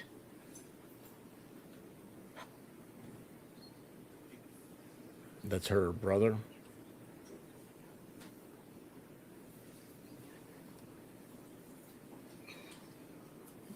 Yes, the one who passed away, her only brother. Those do look like tidy whities, Callie Dime. But she did come in late to the trial, and so it's kind of the I'll assumption verify it with my son. Hold on. Okay. But as far as I know, he was not. They said at the crime scene afterwards, but I don't know anything about that. And this I mean, is how does that- Taylor's dad. And that has nothing to do with any relevance of him being there. or He would have not. never been let into the crime scene. Yeah. Arturo Coronado, Yeah, the Okay. family was arrested. A-R-T, C-O-R-O-N-A-D-O. Mr. Freilich, the witness is yours. Thank you very much. Mr. Coronado, good morning. Your daughter is Taylor Denise Schabusiness, correct? Correct. And when she was born, she was born in Evanston, Illinois. Yes. And she lived with you and your late wife, Marla, there for several years till when, age 12 or so? So 2009, yeah. Okay. And then your late wife, she passed away. Did that take a toll on your daughter? Of course. Can you tell me how that impacted your daughter from, from what you saw, what you observed? Just, she was young. I mean, she lost her mother, and it's just hard to explain. But yeah, things are, aren't the same. It was a traumatic event for her, is that fair? Of course, sure. And then at some point, the family moved from Evanston, Illinois to Green Bay in 2008, is that right? Correct. And you came to Green Bay because of a job, correct? Correct. Okay. And then you lived here for a while in Green Bay, correct? Yes. She went to Bayport High School, correct? Correct. She went to Bayview Middle School, correct? Howard Tomical School District. Yes. And then at some point, there were some issues at the Bayport High School, and she went to Cotulla, Texas, correct? Graduate, yeah. Yeah. And she lived with your parents, Esther and Juan Coronado, in Temple, Texas, is that right? Correct. And she graduated? Yes. She did. And was that about 2016 or so? I believe so, yeah. Indigo.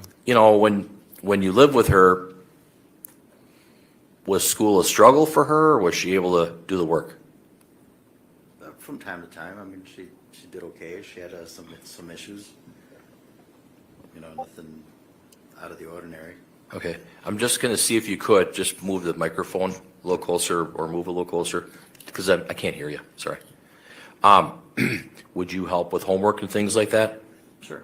When you got remarried, did that take a toll on your daughter, Taylor? I would think so, yeah. Okay.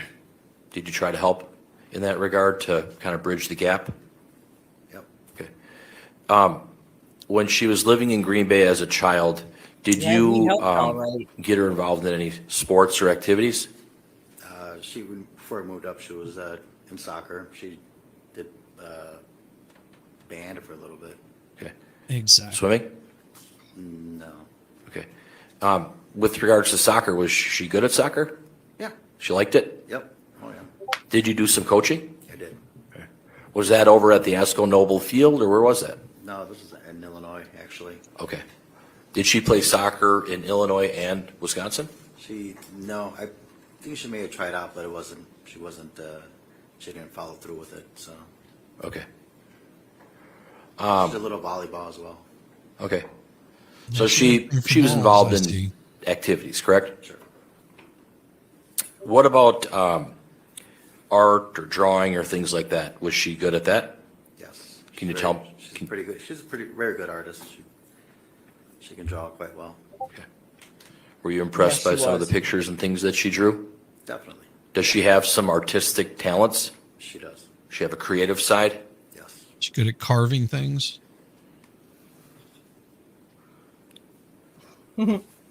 She was very artistic. When she was younger, would she I help do remember people? that.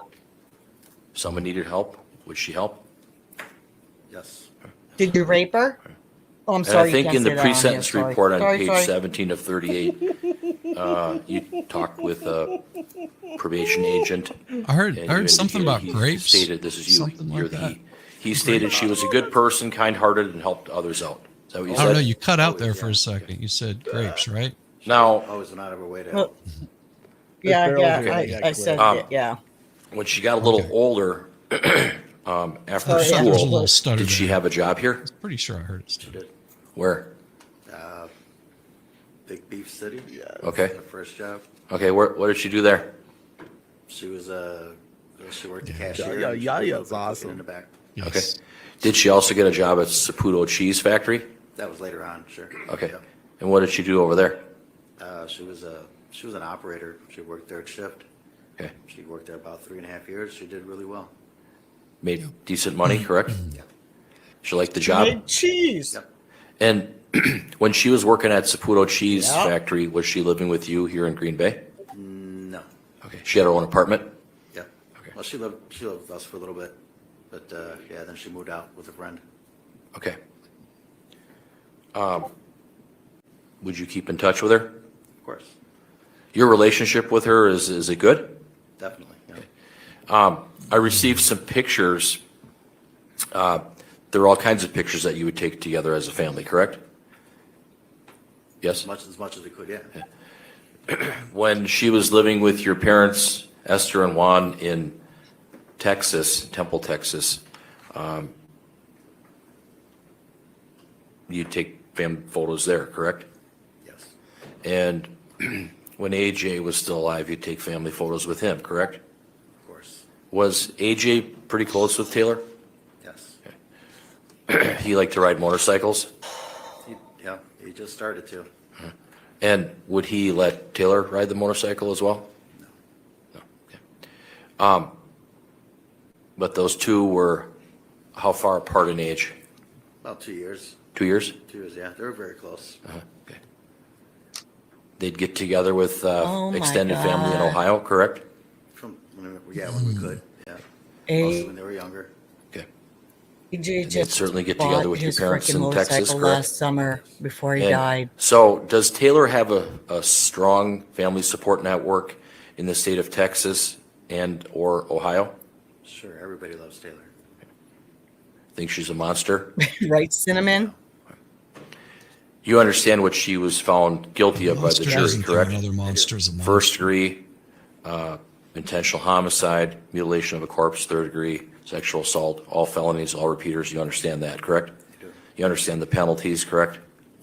And then for the homicide conviction, it's life imprisonment, but the issue is whether she gets the possibility of extended supervision or not, possibility of parole or not. Do you have any thoughts on that? Do you have any comments for the court on behalf of your daughter? Sure, I don't think she needs life The imprisonment. lawyer's doing I mean, his job, Sage. That's all. Don't mistakes be were mad made. at the lawyer for that. Her not being in the right state of mind when it happened, has a lot to do with it. Her whole life, she was a good kid, Exactly, you know, exactly, must be well. Sage. That's what happened, but I don't. Exactly. Think she deserves life. You think she should be, She has a child, and it'd be nice for her to be able to see her child. He didn't give her that you last. agree she's got to be punished, name. correct? Well, yeah. Yes. But is it your testimony made that you up her believe she last should be name, given a her and her chance at the husband. possibility of parole sometime in the Isn't his future? name like Schab or something like that? Or extended supervision, that's what they call it? And then he Legally just added changed him. business to it. Yes. Coronado, isn't it?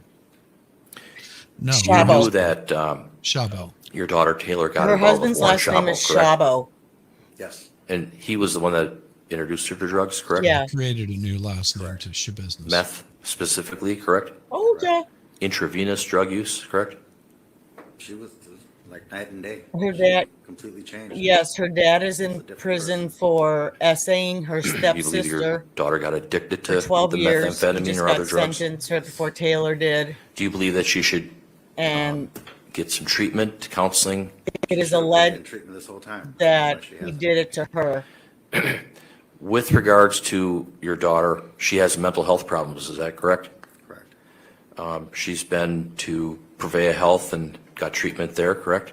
Correct. She's received treatment through Bellin Psychiatric Center in the past, is that fair? Yep.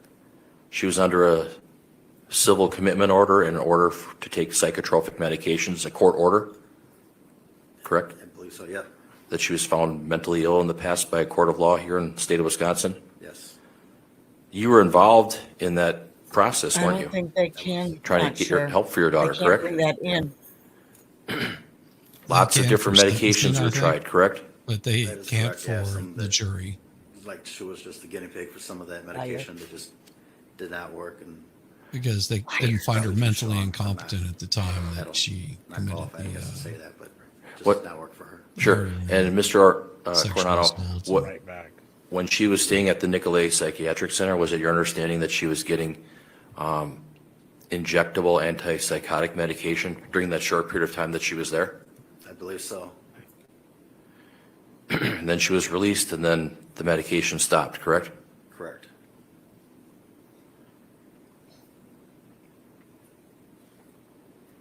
Fair to say that your daughter had been receiving mental health treatment or counseling for quite a long time since her younger years?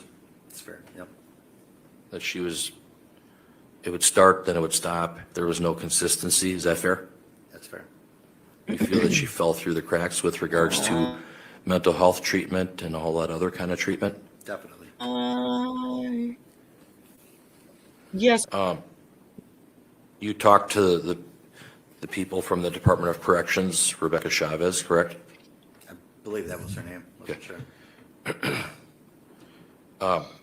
Did you, when you found out that Taylor, your daughter, was involved with Warren Shabo, did you talk to her about the relationship, or did your daughter come to you and talk about the relationship, whether there were problems There's or it was nothing good? wrong with Can you feeling tell me bad about for that? someone for the No, trauma they that mostly that kept to they've gone themselves. through. I knew she But was. You can't seeing use him, it as an excuse but, for they mostly kept to themselves. committing heinous She was working crimes. there, and then she quit her job and just hung out with So, them. So during that time. when they can were- somebody delete when he that was back comment in the jail, chat, we please? didn't really communicate too much. Was Mr. Shabo abusive to your daughter? that would be the expert that can do that. I believe it was, Thank you, yeah. Texas Jan.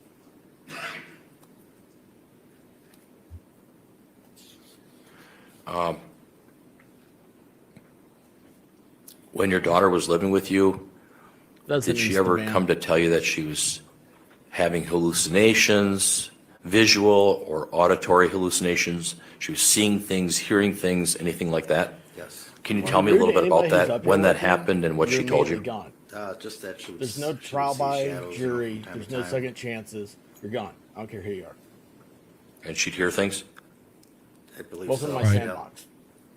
What did you It do? would come and go. Well, just talk to her, calmed her down, walked around. Until we were able to get her some help, or try to get her some help through Perea.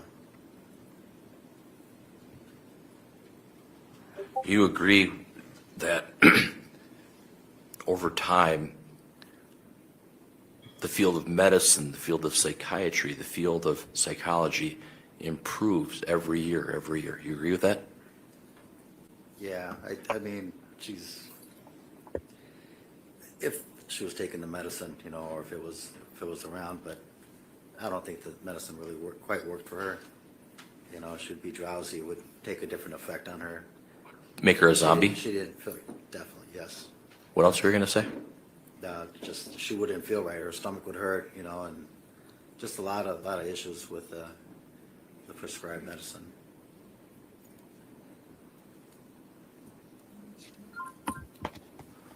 Would you agree that your daughter has redeeming qualities to her? Can you tell me what they are? I don't know, it's sad for me to sit up here, knowing what happened and stuff, and knowing my daughter the way, she was, and the way she still can be. It's just night and day. She was always a loving, caring person. She liked to have fun, liked to joke around a lot. She's not the monster that, she's being made out to be. That's for sure. No, she just. Do you did agree your horrible daughter's things. got to be punished? I'm sorry, Do you agree that your daughter has to be punished? has to be punished? Yes. I'm sure it is. Are you saying you want the court to give her a chance to get back into society in the future at some point? Definitely, yes. She need help, mental help, for sure. And Is she gonna get that help? From whatever happens, moving forward, I don't know, but she definitely needs help. and is she able to love? Yes. Is she able to form relationships with family members, Definitely. friends? Yep. When she lived with you, did she have friends over sometimes or bring All the people time. over? All the time, yeah. She had many friends. And did she like to go to Ohio to visit extended family over there? Whenever we would go, yeah. Mostly when they were younger.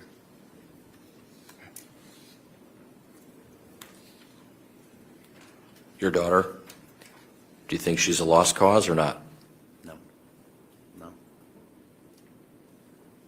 Think she could be fixed? Yes, for sure, definitely.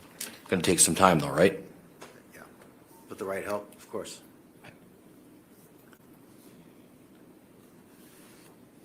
Nothing I'm further sure from some me. guys Thank are you. saying, yeah, I can Nominations from fix the her. state? No, thank you. Okay, thank you. You can step down. Didn't Baker say that? Yeah. Baker said he could fix her. He'll just make her some bread. Mr. Fairlick, another witness? Yes. He said he I'll would make call, cheese sandwiches Dr. for her. James O'Donnell, Your Honor. Okay. Dr. O'Donnell, if you want to come on up.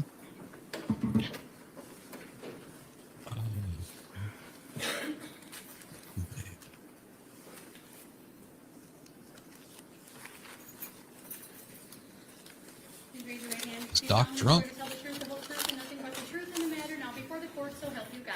I do. Please have a seat and state. Hey, your name expert, and I your told you I was obsessed with you. James O'Donnell, James, O'Donnell. Okay, then, Mr. Fairlick, the witness is yours. Thank you very much, Your Honor. Dr. O'Donnell, good morning. Morning, sir. Can you tell us briefly about your education? Yes, I have a bachelor's degree of pharmacy from the University of Illinois, a doctor of pharmacy from the University of Michigan, a master's degree in nutrition from Rush University. Previously, you testified at a motion hearing, correct? Yes, sir. And your curriculum vitae or your resume was previously filed with the court, correct? Yes. What professional experiences have you had? I spent 5 years as a clinical pharmacist at the Cook County Hospital, responsible for developing pharmacy services and consulting with physicians, nurses, and patients on drug therapy. I spent 12 years at the Presbyterian St. Luke's Hospital with similar duties, but during that tenure, I switched from clinical pharmacy to clinical pharmacology, research and practice. During that time, I was appointed to the faculty of the Rush Medical College in the Department of Pharmacology, first as an instructor and then promoted to assistant professor, and currently I'm an associate professor at the Rush Medical College. I ended my hospital work at Rush, Presbyterian St. Luke's, gone through a couple name changes. In the late 80s, since then I've stayed on the faculty and have extensive faculty experiences, but also at that time I expanded my work in consulting first with pharmaceutical companies, some government agencies. Oh, no. Doc seems like he's Pretty much taking his own switched meds. to forensic matters. And I don't know. He seems a little civil out of it. Or just old. lawsuits and criminal matters. Could be just in old. courts for various criminal events. Along the road, I've published 350 or so articles, Thank you, including Jen. several dozen book chapters, all of which address, not all, but most of which address the adverse effects of drugs, but primarily therapeutic, but also recreational drugs. I thought the same I thing. have edited 8 books. The last 8, the number 8 hasn't been printed yet, but it's still in the printing and final editing process. 5 of those books are titled Drug Injury. The books address issues of both therapeutic and recreational, including amphetamines and methamphetamines and stimulants. 2 books address issues of the science of drug development. Call him Dr. Love. And that's a brief review of my 43-page thinking of resume. You've worked as a clinical pharmacist? A clinical pharmacist and a clinical pharmacologist. What are you currently doing? I'm currently an associate professor working at the Rush Medical College in the affiliated with the Ovarian Cancer Research Lab, member of the Institutional Review Board for Patient Safety for Investigational Studies, and member of the Admissions Committee for the Medical College, and I also give lectures and seminars in the bioethics course in the graduate college. I described my editorial work. Unfortunately, that book is not finished. I intend it to be my last book. And then I do this forensic consulting, primarily in civil matters, but I do work in criminal matters like this, and that consultation work in civil and criminal matters is throughout the United States, including, obviously, Wisconsin. You're in private practice, correct? Yes, sir. You do forensic consulting, correct? I'm sorry? You do forensic consulting? Yes, I do. What's the name of your business? Pharma Consultant Incorporated. And that's in Illinois? Yes, sir. Have you ever testified in court before? Yes, sir. How many times, sir? More than 400 times in 40 years. In what states? Approximately 35 to 38 states, including Wisconsin. There's, you can estimate 10 to 12 states that I haven't given testimony in. You testified here in Brown County and other testimony. car crashes involving reckless homicide, correct? Yes, sir. Have you testified in any homicide cases?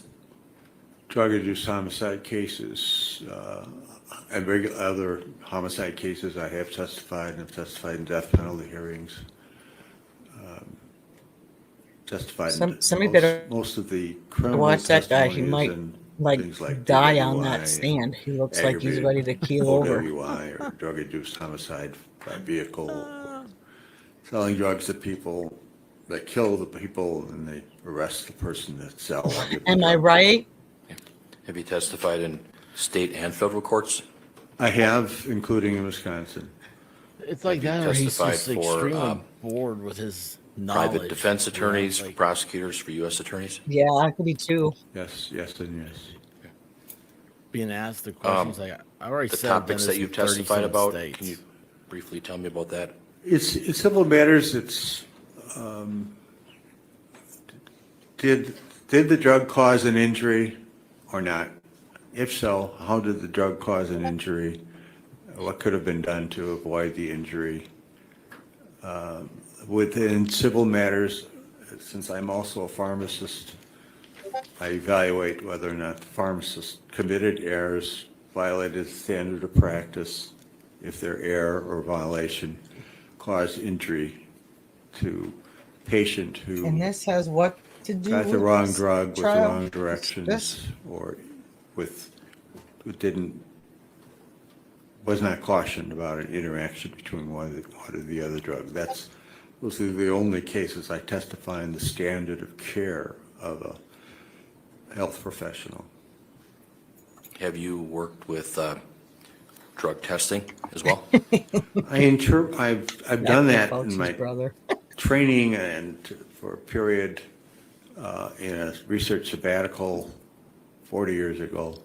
I don't do drug testing. I do interpret drug testing.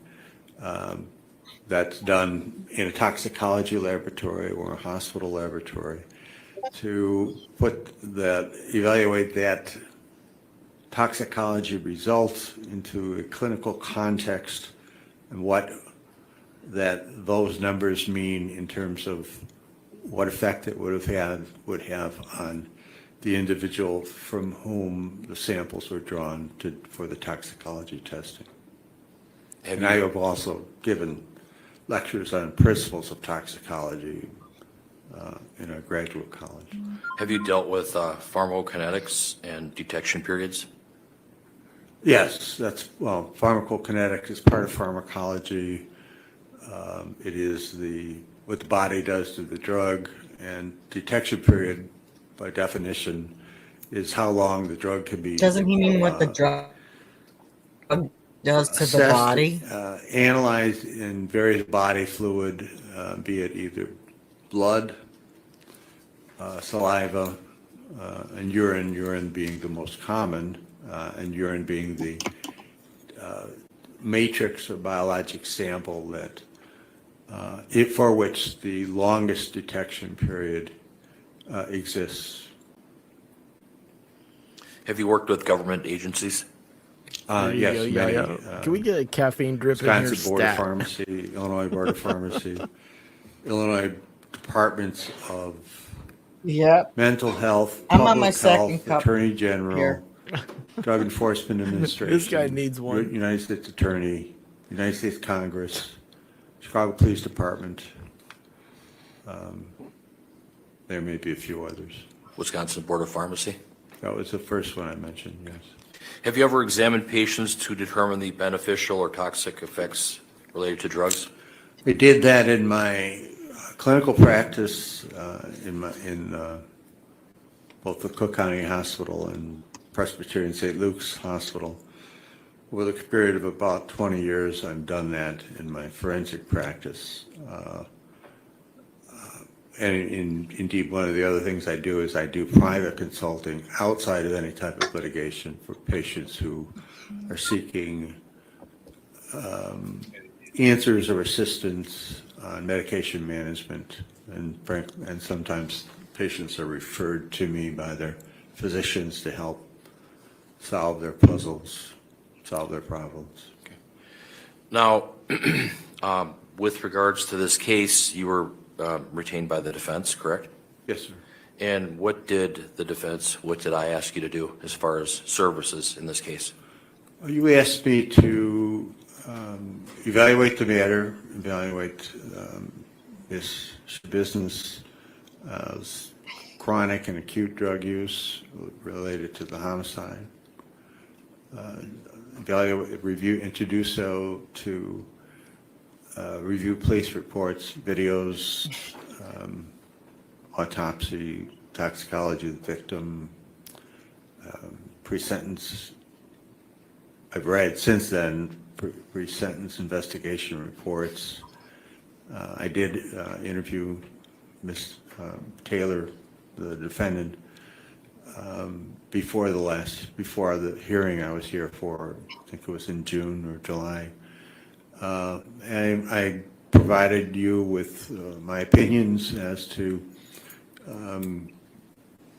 her drug use, her drug history, my assessment as to the toxicity from primarily an intense, high-dose, almost daily intravenous methamphetamine use on her brain and her behavior, and also reviewing her psychological and psychiatric history, what effects those her methamphetamine use would have on her mental illnesses that she was diagnosed with.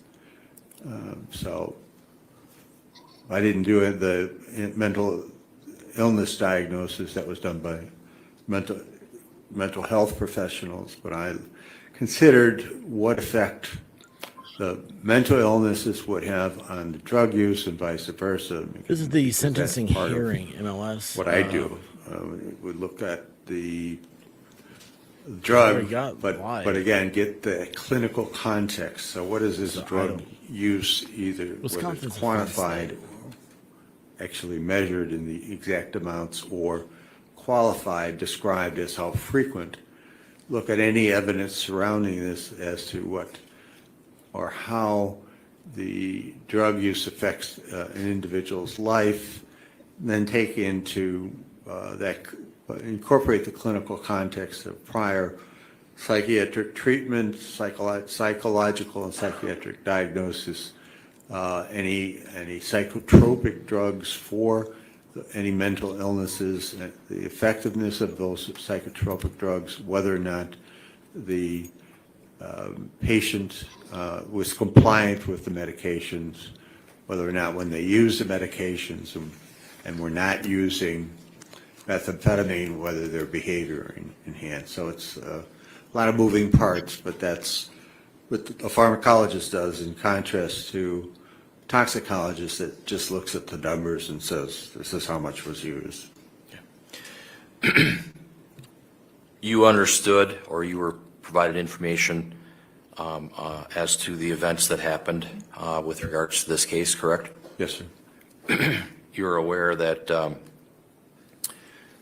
blood was taken from a bucket and then used for testing purposes, correct? Yes. Do you recall what drugs Taylor Schabusiness admitted to using up to and during the date of the incident? Yes. She was using methamphetamine and marijuana, cannabis. Daily? Marijuana daily, methamphetamine almost daily.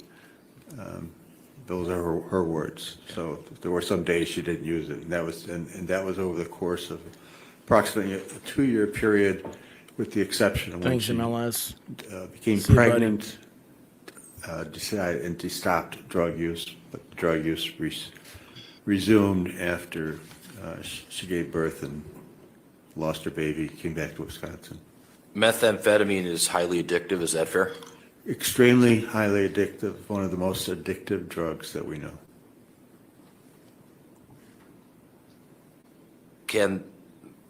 Based on your training and experience and knowledge, can methamphetamine use cause hallucinations, visual or auditory?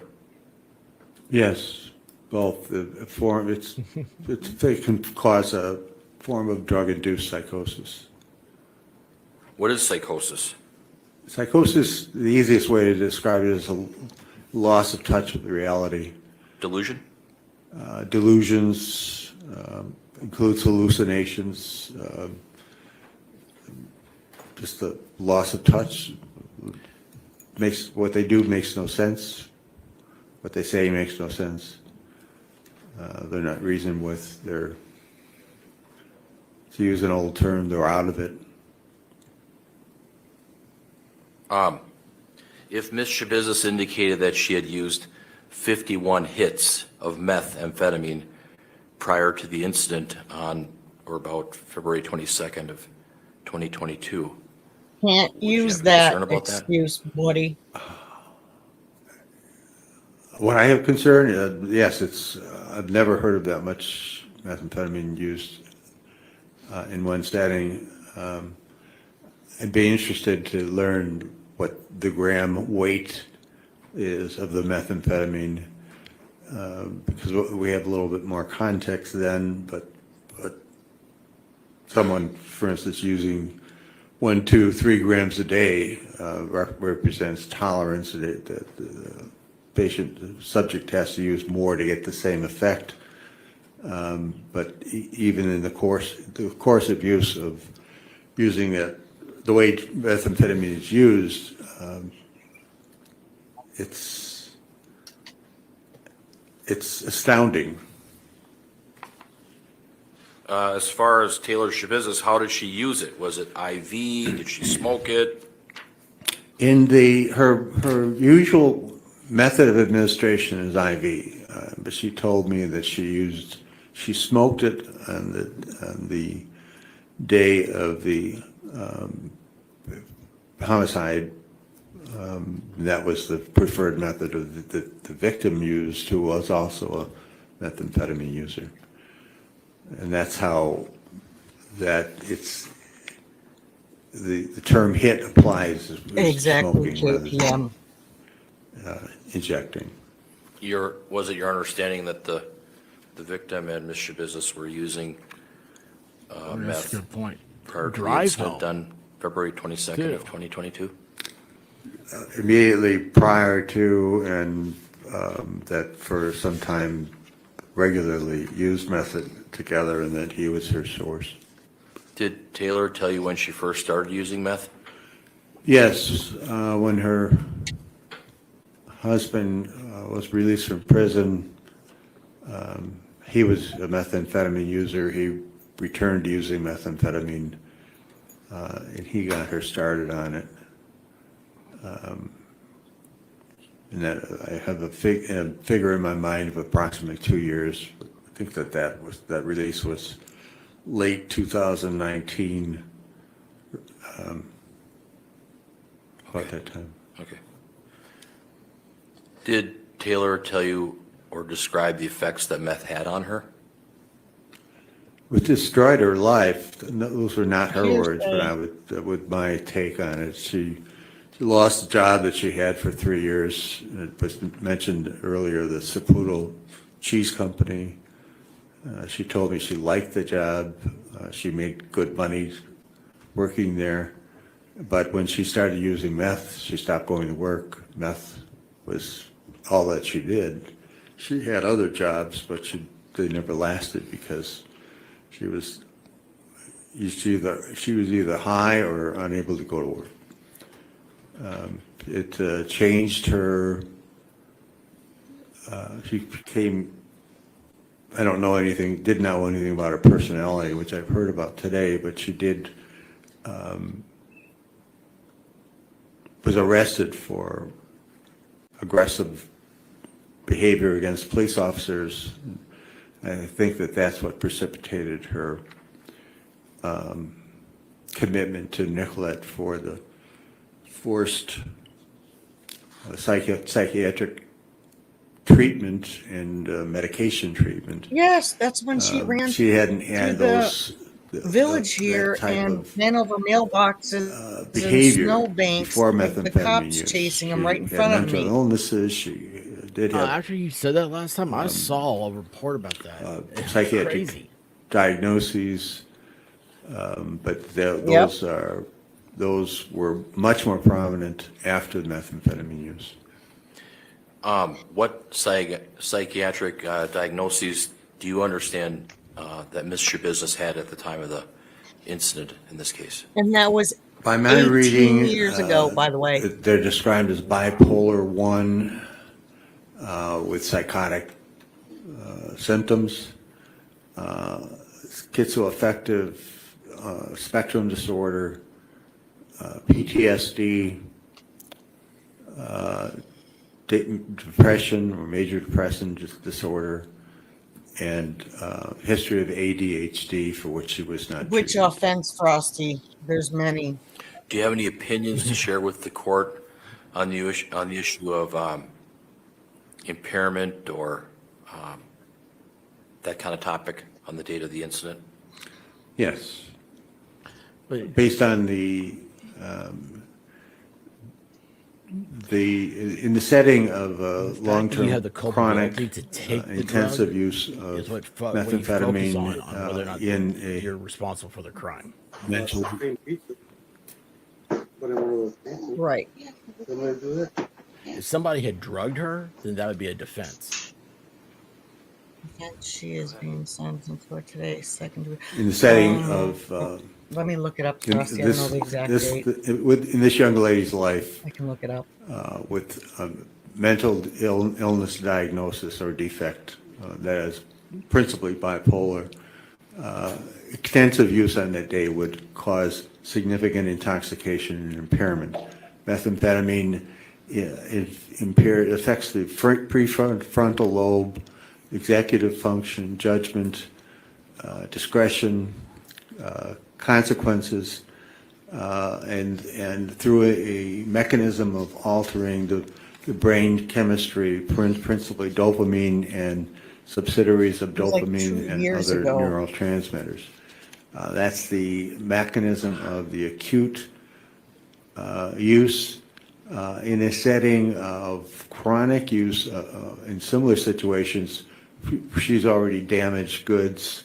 She always has brain damage. She already has brain damage from coming into the setting on the date of the homicide and using again. In other words, February chronic use 25th, causes over 2022. constant daily No, insults to the 2021, I thought. brain function, the brain chemistry, the brain substance, such that even without the 22. use of continuing use of methamphetamine, there is chronic damage that is present as a Was it result 22? of that long-term use, such that an individual has impairments 22.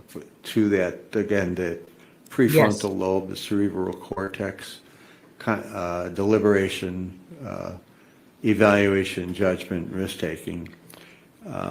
So on that day, extreme, intensive methamphetamine intoxication. This young lady, because of her mental illness, the use of methamphetamine in the setting of mental illness, bipolar, particularly bipolar that's not being treated with a psychotropic drug, the methamphetamine exacerbates the bipolar disorder. And indeed, for the Schabusiness, the neuropsychologist who evaluated her a year after the arrest, and a year over a period of more than a year since her incarceration, where she has no exposure to drugs, still has this mental illness and still has psychotic features, and therefore the mental illness is not drug-induced, but in this setting, drugs will enhance the manifestations or negative consequences of the bipolar.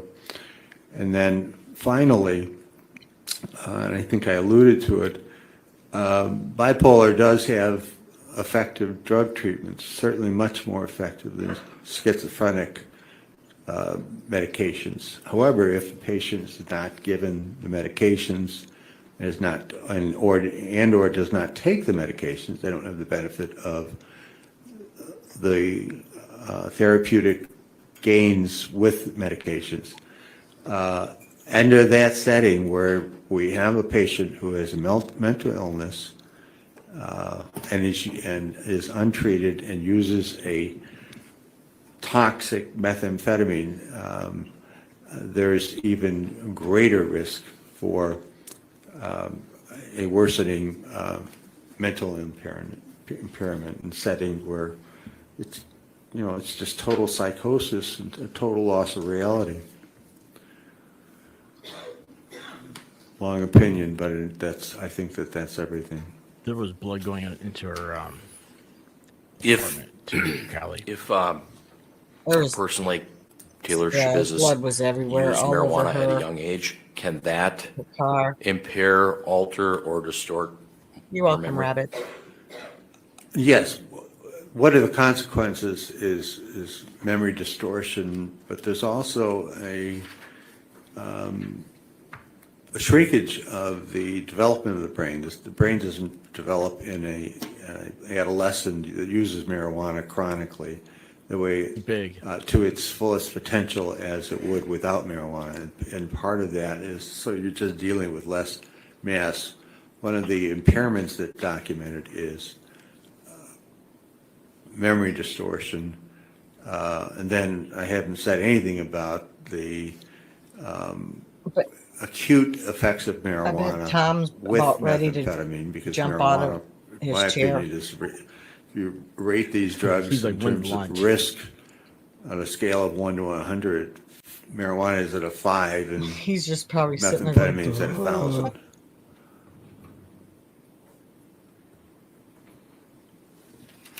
So what he was saying there about your adolescence, how your brain As far develops, as that's what's so important. that methamphetamine, people does miss that out impair on cognition and marijuana other usage. Is that it will affect your brain. He's temperaments saying in that an meth is so much individual that worse, uses? which it is. Cognition, thinking, but still, you got to deliberation, use your brain your entire life. control and behavior, Right. risk-taking. And I'm not understanding why they're allowing this.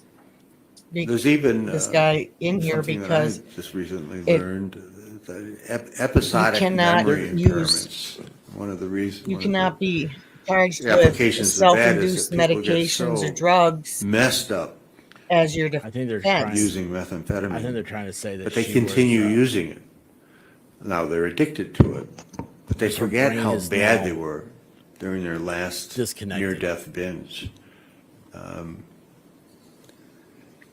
So, yeah, but it's cognition and it just wipes out thought processes. There's no control over thoughts, and there's no control over behavior. Impairs memory? Methamphetamine, yes, it does impair memory. Marijuana as well? Yes. With regards to methamphetamine, can that drug cause someone to have violent behavior? Oh, yes, violent behavior, and also part of the violent behavior is the criminal element of people robbing and shooting you to get your drugs or steal your money that you're using to buy drugs. But yes, violent behavior, violent attacks on individuals, attacks on police officers, suicides, homicides. One of the most predictably violent and aggressive stimulating drugs.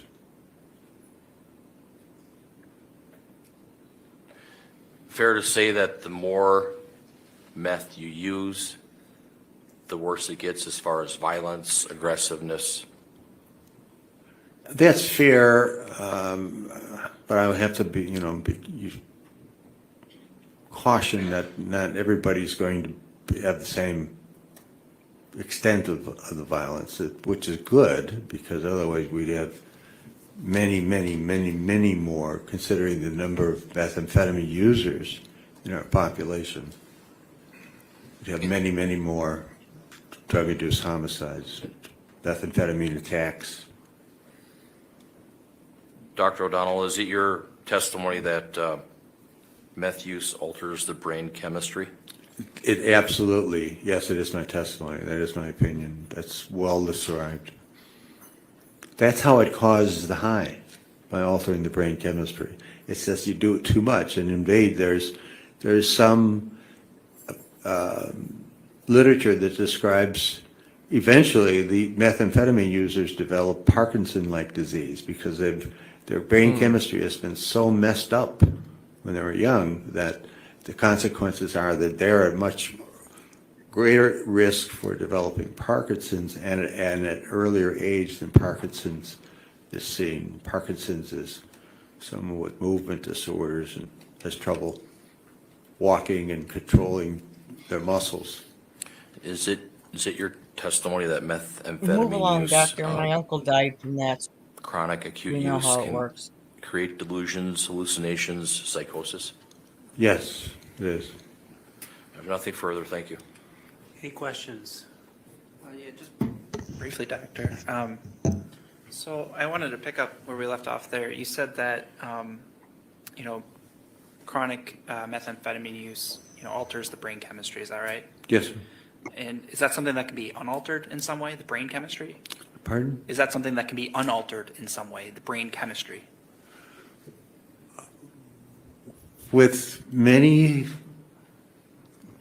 in regular circumstances, the chemical changes that are induced by a drug do go back to normal in certain circumstances, certain drugs. So the answer is yes. Okay, but so, you're saying from a young age, chronic use of methamphetamine, fundamentally changes the brain. Is that consistent Yes. with what you said? Okay, so then that chronic use at some point, is that able to be reversed in some manner? Any damages are permanent. Okay. And I guess one of the damages of long-term meth abuse, I think you said no control over thoughts, no control over behaviors. That was acute. Oh, for acute That was use. acute. Okay. The damages of chronic methamphetamine use is that there can be psychosis, there can be lapses into psychosis. It can and it can worsen any other mental illnesses. That's the major risk. Methamphetamine use doesn't cause mental illnesses. Methamphetamine use can exacerbate mental illnesses while it's being used. Okay, so let's talk about that. So you're not a psychologist, right? No, sir. Nor a This would be good. psychiatrist. I am not. So I think you I know what rely he's trying on to some get of to those prior already. diagnoses and reaching some of your opinions, though, right? Yes, I'm relying on diagnoses made by psychiatrists and psychologists. Okay, and I think you said the principal one was bipolar 1 that Mr. Business had? Yes, That was a prior diagnosis that was made. yes. That was nothing you, I guess, are capable of diagnosing. Right, I would not diagnose that. Okay. So, if a court-appointed psychologist in the case found there was, quote, no credible evidence she has an underlying mental illness such as bipolar disorder, schizophrenia, or a like condition, you wouldn't be able to dispute, right? No, I think it would be no, I would not dispute that. Okay.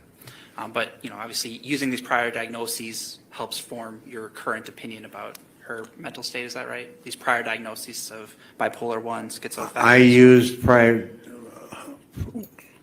diagnoses and Hold up. subsequent When did they say she had diagnoses schizophrenia? to identify the mental illness that she I don't believe that was ever had brought into the and hearing. has, and then I considered the effects of methamphetamine without mental illness, methamphetamine with mental illness, the effect of methamphetamine on any mental illness, and the effect of the inability or the non-treatment for mental illness that puts her at risk for behavioral alterations and also greater risk of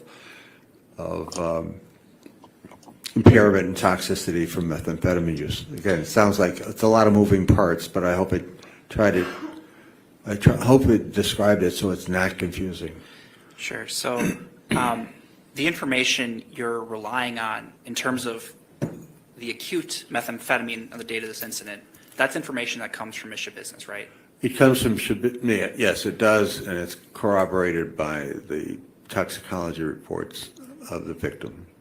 So her intoxication level is corroborated by the toxicology thank you, results Jen. of such Well, person? if they're using methamphetamine together, and he's the source of methamphetamine, and she's an addict of methamphetamine, she's going to use methamphetamine. And that's the underlying basis for me believing that when she said she used methamphetamine during those activities. Sure, but you have no information about the amount she used? No, I don't. Or the exposure she had previously or tolerance she had? I assume she had tolerance. The amount she used previously, with frequency, I don't know whether I got that in my notes or not, and I don't have my notes, so I don't know exactly. But she, in part of her treatment, she was identified as having methamphetamine use disorder and cannabis use disorder, as well as bipolar 1. I think that those were the diagnoses at the Nicolette Treatment Center, which was not too long before the homicide. Yeah, sure, in 2021's, but in terms of objective evidence of her intoxication under methamphetamine, marijuana, whatever substance, the night of this incident, you have no information? I have no toxicology tests from her, and I didn't witness her use the drug. I wasn't there. And I guess she said she used 51 hits. Did she tell you that, or? No, she did not. I just heard that last night on the phone and this morning in court. All right, but that would be something you never heard of before. I had never heard of that before. Okay. Thank you, doctor. I have nothing further. You're welcome. Mr. Freilich, will you redirect? No, Your Honor. Thank you, doctor. You can sit down. Thank you, Your Honor. So brown dog was outside the door. I went to turn on the air conditioner. I opened the door, and I was like, When he got the white rabbit, I was like, he needs to go outside and use the bathroom. No, Your Honor. I have no other witnesses other than possibly my client. I have to talk to her about that. Okay. Well, we started late this morning. It's 11:45, so we've been going about 2 hours. And so my inclination is to break for about 15 minutes and come back and just keep going. Otherwise, we take a lunch. I don't know how much time what we have left is going to take, but that's what I plan on doing. And I guess, Mr. Freilich, if your client is going to testify, maybe I'd reassess that when we arrive back here at noon. Okay. But let's break for 15 minutes. Everybody can take a brief recess. You can speak with your client. We'll come back at noon and decide how we want to proceed from there, okay? Okay, thank you so much. We're at recess. All right. So, there we go. So it's so crazy. This is, it's the, I don't know. It's the, to me, I'm kind of more interested in this process than the trial. I mean, we know what happened in the trial. We know she's convicted. It's just right now it's the sentencing. And a lot of things both sides are trying to weigh in, like either no, she needs this type of sentencing. She needs like a mental heavy sentencing, or it's the other side's like, no, she just needs to be taken out of the gene pool and not associate with people. So crazy times. Yeah, something better. How was your glamping Should I trip? take you for a little walk? Okay. You want me to take you for a little walk? Sure. All right, hold on. I gotta go on to my phone and come back up. Okay. Well, let's see if I can do both. I'll mute myself here.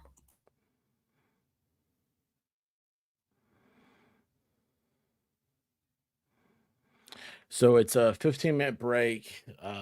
Be back here. It'll be 1. I've got the let's see here. Show you guys what I've got showing. Oh, wait a second. What if I did that? Oh yeah, there it is. So there on the right is the court, so you can see it. Know that we're not missing anything.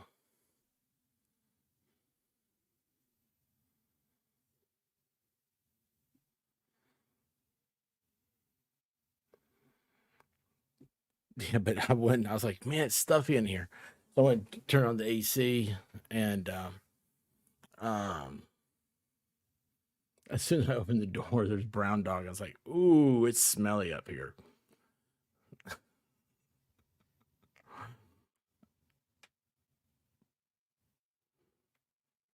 Oh, good times being a streamer. Oh, geez.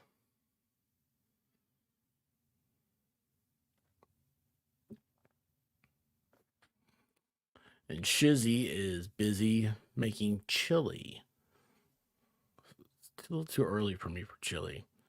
Seems like it's a very good, like that first brisk cold you get. Well, we were at 74 today. It was like 74 all year here.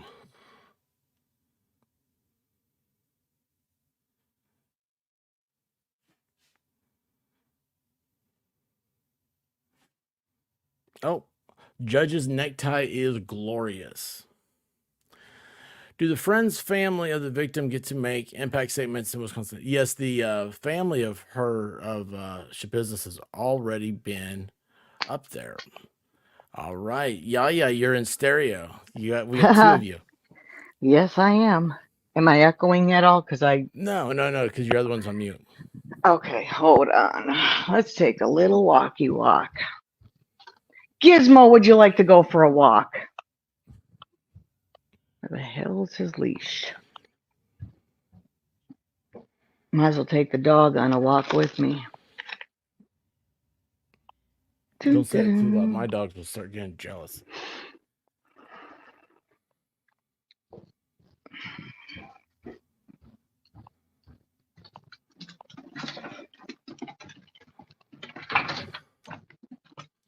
Let me just mute because I'm going to open my garage door.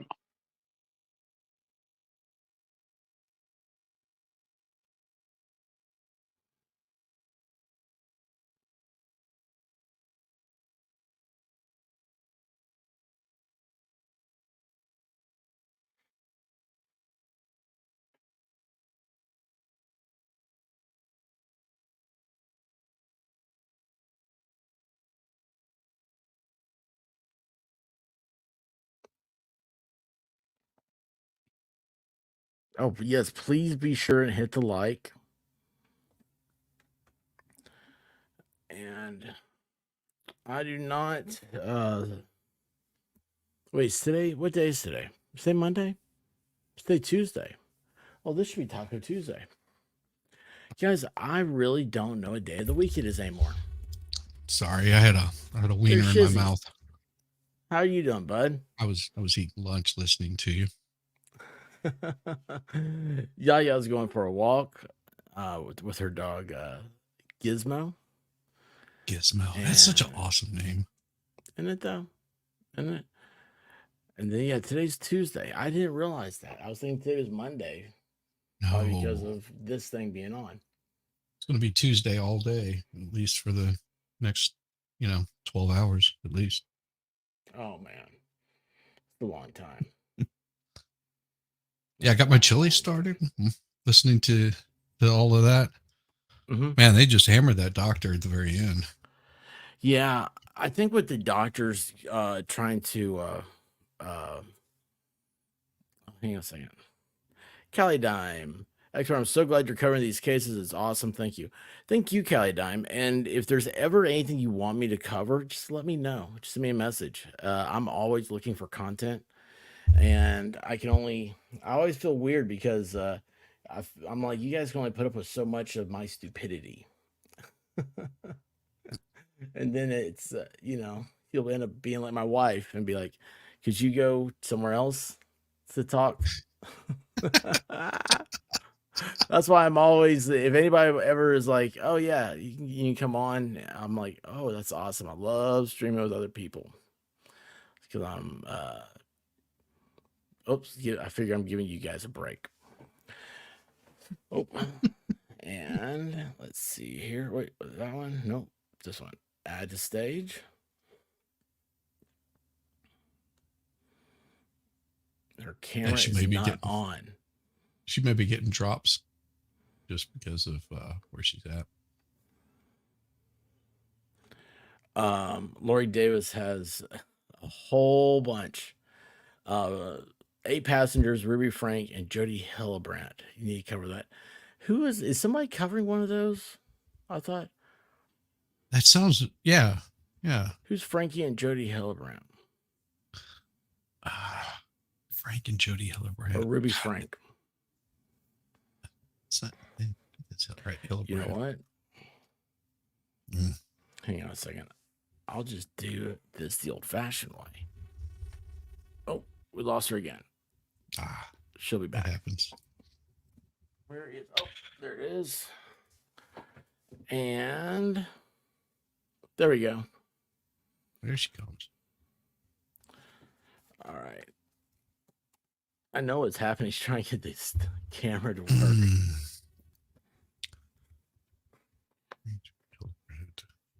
I want to say I've seen something. Yeah, the on that. 8 passengers. That's a weird one.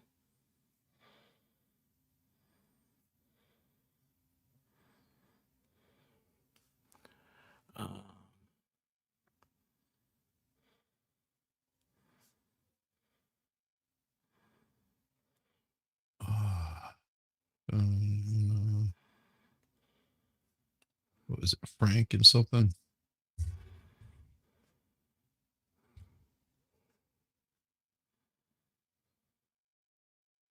Family brainwashed by Jody Hillebrandt. Ruby Frank. That's right.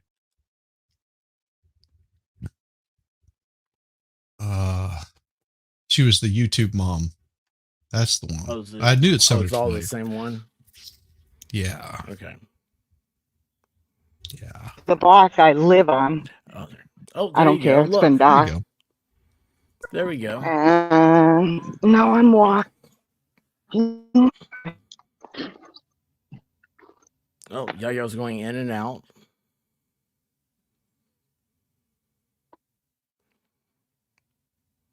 That's the same. I have the same curves in my neighborhood.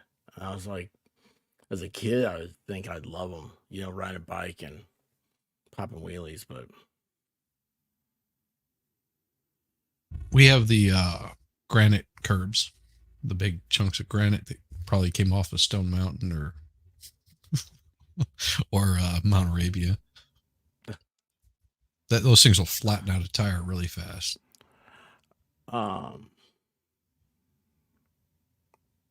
Lori, let me know. Email me, theexpert@email.com. Of course, I could put that in here. Whatever you want me to cover, but I don't know. You guys always have more stuff than I do. I've noticed that, like doing a live, like breaking news stream. So people will come in, they're like, "Oh, have you?" Because it's like when everybody, what's it? No, she's not back on. It's crowdsourcing. It's everybody has like their little niche that they get some really good information on, and Mm-hmm.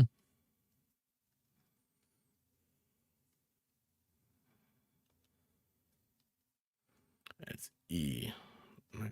I capitalize the E because people always put Gmail, and I'll check it within a month or two. I'm horrible at email, man. What?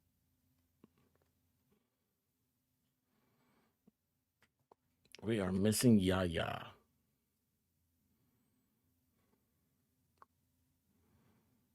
Okay, so it's 2 people. Ruby Frank, Jody Hillebrand. So it's 2 women. Huh.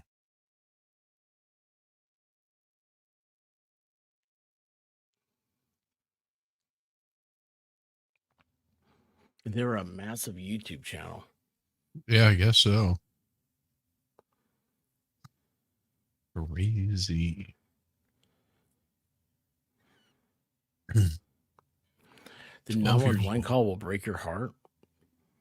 Yeah. I've not heard that. Yeah.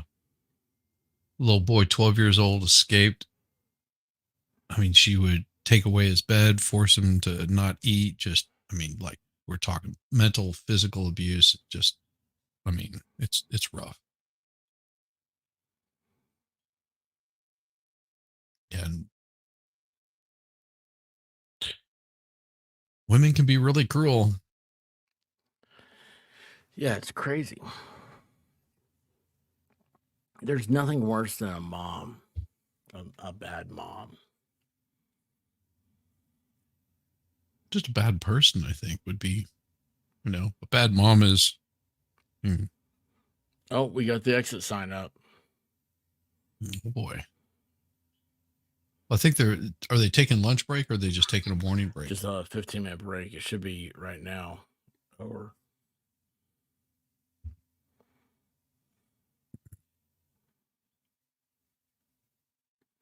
That'd be awesome, Lori. I'll actually check my emails. Oh. Oh, here we go.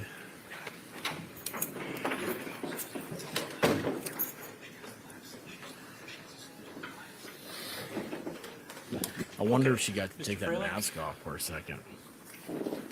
Your Honor, my client will make some comments as part of her right of elocution after the arguments of counsel. Oh, she's going to talk.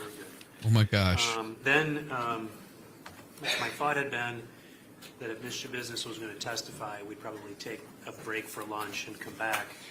But given that she's not going to testify, You guys. she's going to use her right of elocution.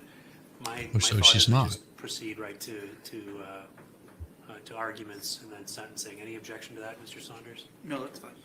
Mr. Freilich? No, that's fine. All right, so then, I know, Mr. Saunders, you had nothing to indicated say. there was something regarding the Yaya's victim service impact is not statement good you on wanted her to wall. do. Was it going to be read in, or how did you want to handle that? I believe now 2 family members of the victim wish to orally address the court judge. Okay. I think just orally as a victim impact statement. So. Very good, and if they want to come up and stand, there's a microphone right above. If you want to stand right between those 2 pillars there, they can stand right there. If you could just tell me your name first, sir. Kelly Therian, Chad's uncle. I basically just wanted to say that there's no excuse for That's a big dude. what you've done. I don't care if it's drugs or upbringing, you know. That lady back there with the two-tone hair Growing up, at least the majority of is us have. like his girlfriend or wife You've or had the something. opportunity to change that. You I have saw the her opportunity earlier to, pull him out. You know, see that you have a problem. There's, you know, I've been in recovery a little over 3 years. Or maybe another relative. In AA. I drank for 41 years. I realized I had a problem. So So there's he just met basically to me, Schabusiness you in took an AA. easy way out. It's you did the most Yeah. cowardly, weakest things that you could do possible.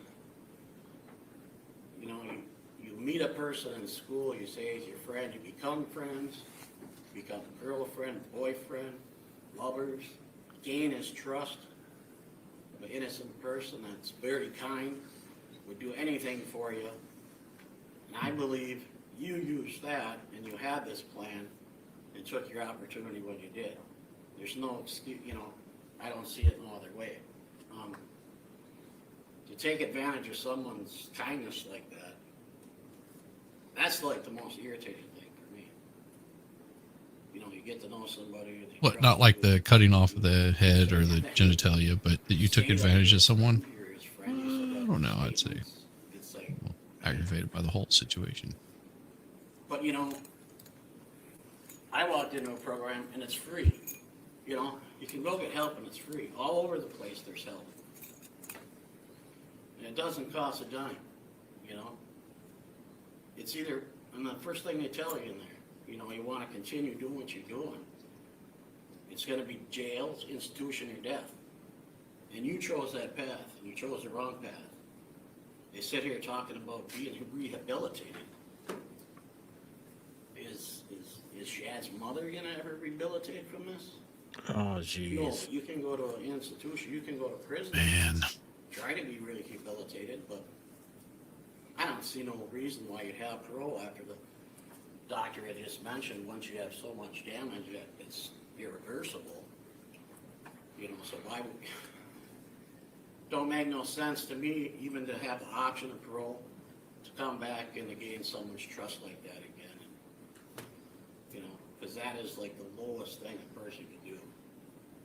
You know what I mean? I just don't understand that. And the biggest thing is, you know, it, like I said, you know, the help is free and it's there. You chose not to take, you know, I'm sure you knew you had a problem, you know. You can't blame it on childhood. You know, there's help out there. And if you take the path to go get the help, you wouldn't be in this situation right now. None of us would be in this situation. But to take the cowardly path that you did, and to make other people suffer because you were suffering is pretty shitty. So that name Taylor Schabusiness fits you well. Oh. And I'm not a praying man, but Oh. after Judge Walsh's sentences today, I will pray that you meet the same fate as your idealistic Jeffrey Dahmer. So have a good life, Schabusiness. Ooh.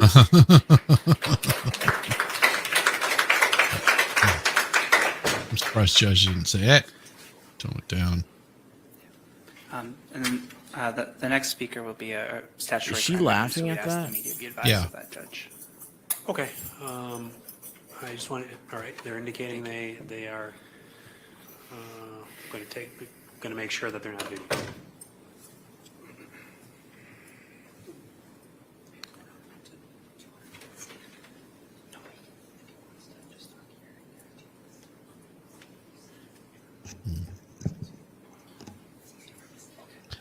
That was a friend of Shad Daybell, or Shad, what's his name? Damn it. See, And if you I could have just, a hard sir, time before you start, if remembering you just state your name for the record. Michael Therian. the victims. Friend. Taylor, I just wanted to say that I forgive you for what you done to my son. That'd be awesome, Lori Davis. And, Yeah, be careful. yeah, you made a bad choice. And Yeah, I yeah, have to you're live on with it, mute. But you know, I'm gonna miss Shad. He was a wonderful child too. Growing up, just mild mannered and just happy, and I know you made a bad choice, and AA. like I said, I forgive you, and I'm gonna ask the judge if he can, you know, if she can see the streets again sometime, you know. It may not be soon, but I believe everybody makes bad choices, and maybe not to the scale, but I think there's a lot of hope for you. I think, you know, you can make use of your time and be a better person, and do great things yet, you know, so. It does no good for me to hate you, you know. I know you got a heart, I know you got a mind, and I wish you no harm, and I hope things go well for you. That's all I got to say. Okay, thank you.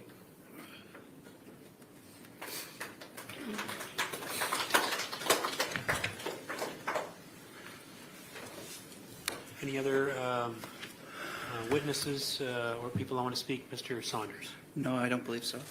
Very good. Then I'll turn to the state for a sentencing recommendation. Thank you. So ultimately, the state's recommendation is that the defendant not be eligible for release at any point onto extended supervision. And obviously, we're here for legally and morally the most serious offense somebody can commit in this state. Really, I think a few points bear emphasis. I'm not going to rehash the entire trial testimony for the court, but I do think a few points bear emphasis. Really, the manner and nature of which Ms. Schabusiness caused Shad's death in this case, I think is really one of the more egregious, frankly incomprehensible methods of ending another person's life that we've seen in this county and certainly in a significant period of time. So it's one thing we sometimes see intentional homicides where there is a bad choice. There is a decision in a moment of anger or whatever it is to pull a trigger on a gun or to hit somebody in anger. And while that intent exists when they're committing that act or when they're pulling that trigger, it's sometimes rather fleeting. The manner, as we heard from the defendant herself, explain how she ended Chad's life. This really wasn't a bad decision. It was a series of conscious efforts. It was continued effort over, as she said, 3 to 5 minutes, as she's telling and describing for Detective Groff and Detective Kemp, pantomiming how she's pulling harder, how she's glibly talking about how he's turning purple, and I liked it. I'm pulling harder. He's coughing up blood. I'm pulling harder. I kept going. I was waiting for him to die. This really is an involved process. It's a method of ending another person's life that really is quite significant, and I think evinces some significant concerns going forward, both in looking at the nature of the offense as we have to, but in looking at some of the other factors the court's to consider, and which I'll be commenting on earlier. It's really one of the most horrific ways to end a person's life. And again, it's bad enough to do to anyone, but as we heard, there was this level of trust and friendship and familiarity between the two, which I think is just really makes the acts of the defendant really incomprehensible in that respect. You have, obviously, the method of ending his life was significant and serious, but after the fact, not realizing, in the course of this conduct, her actions are going too far, and to the opposite, actually going further, and, as I commented on earlier, but not then owning up to what happened, not realizing the impact of her subsequent acts would have on Shad and his memory, on his family, on this community, really, to engage in the acts that she did with his body, which I'm not going to comment on what those are. The court and counselor are aware of what happened, and the systematic and organized and laborious efforts she undertook. Again, that's nothing we've seen in this county. I can't imagine in many counties have seen acts of callous brutality like that. And I do think that's an extremely aggravating factor. I recall Dr. Tranquita's testimony from trial talking about the amount of effort and volition and choice that would have to be done to undergo what the defendant did over a period of hours. This was not again, one bad choice in some respects. It was the choice to end his life in the first place, certainly a bad choice, but continued bad choices throughout the next day, throughout the morning and into the night, where she's finally stopped by law enforcement. It's really the three convictions that Ms. Schabusiness was convicted of, I think, are just really some of the more egregious conduct that the court will sentence a person on for some time. The court saw the entire 8-hour interview in the course of the litigation. We saw a portion or portions of that interview as she's describing this to law enforcement, and really we see really from moment one, and that continued throughout the pendency of the proceedings in the case, to her comments in the PSI. We'll see what the allocution is today, but really a lack of remorse or understanding or appreciation, I guess, is in some respects of the conduct that she's engaging in. We saw her calmly describe what happened, at some points being rather glib and smirking about what she had done. As we see later in the PSI, having very little remorse for what she's done. And ultimately, the defendant, we've heard a lot about drug use and mental health history, which I'll comment on later. But really, the defendant herself is telling us why this happened. And it wasn't because methamphetamine, it wasn't because of mental illness. She's telling law enforcement why this happened. It happened because she liked it. It's because she wanted to do it. And again, throughout the entirety of this case, we see this underlying motive is essentially, it's kind of consistent, right? We see, and we have seen acts of acting out, both in court and to examiners who are seeing her. It's consistent in the state's view with a lack of remorse, of understanding of the conduct that she engaged in. And I think that's all consistent. I think it's all an aggravating circumstance for the court to consider at sentencing. And I want to talk to, because impact on the crime victims is a factor the court considered. And I want to comment on that in two respects. First, the perseverance of this family to have the attitude they have about the case and about Taylor is admirable. Is to hear the things they've had to hear and experience the things they've had to experience, I think is tremendous. So the thought of the defendant having perpetrated this act and impacting them in that way, I think is incredibly concerning. I also, it was heartening as been the prosecutor for many months on this case, and in reading the PSI, getting to know more about Shad, and I want to comment on that because unfortunately the case we've heard, really everything we've heard about him has been in the context of what Taylor did to him. And it's really unfortunate that that's the memory that some people will have about him. And again, that's a result of the defendant's acts to, in some respects, really tinge the memory that some may have of him. And I don't want that to be the case, but we heard the good. We heard how he was a good and a quiet kid, how he would always hug his dad on the way out of, before he left the house, how he would read and knit and crochet with his younger sister. And that's the person the defendant took out of this world. You know, for all the talk about how young the defendant is, Shad was 24 when he passed. So all the things we hear the defendant wants to experience in life, she still has that opportunity in a confined setting. And simply put, Shad does not. So the impact on the crime victims, I think, is significant. We then look at Schabusiness's character. I guess I'll first comment on the prior history, which we consider, and I guess we're also sentencing on. There are 3 prior convictions. She was just placed on probation 6 weeks before this offense, and appropriately so. In reviewing the complaints, she kicked an officer. There's indications of methamphetamine or other substance abuse that led to that conduct. She then, in the fleeing case, fled at 80 miles an hour down to downtown Green Bay when it's populated with bar patrons and other pedestrians walking down the street. She's hopping curbs. She's not stopping. She's blowing through red lights.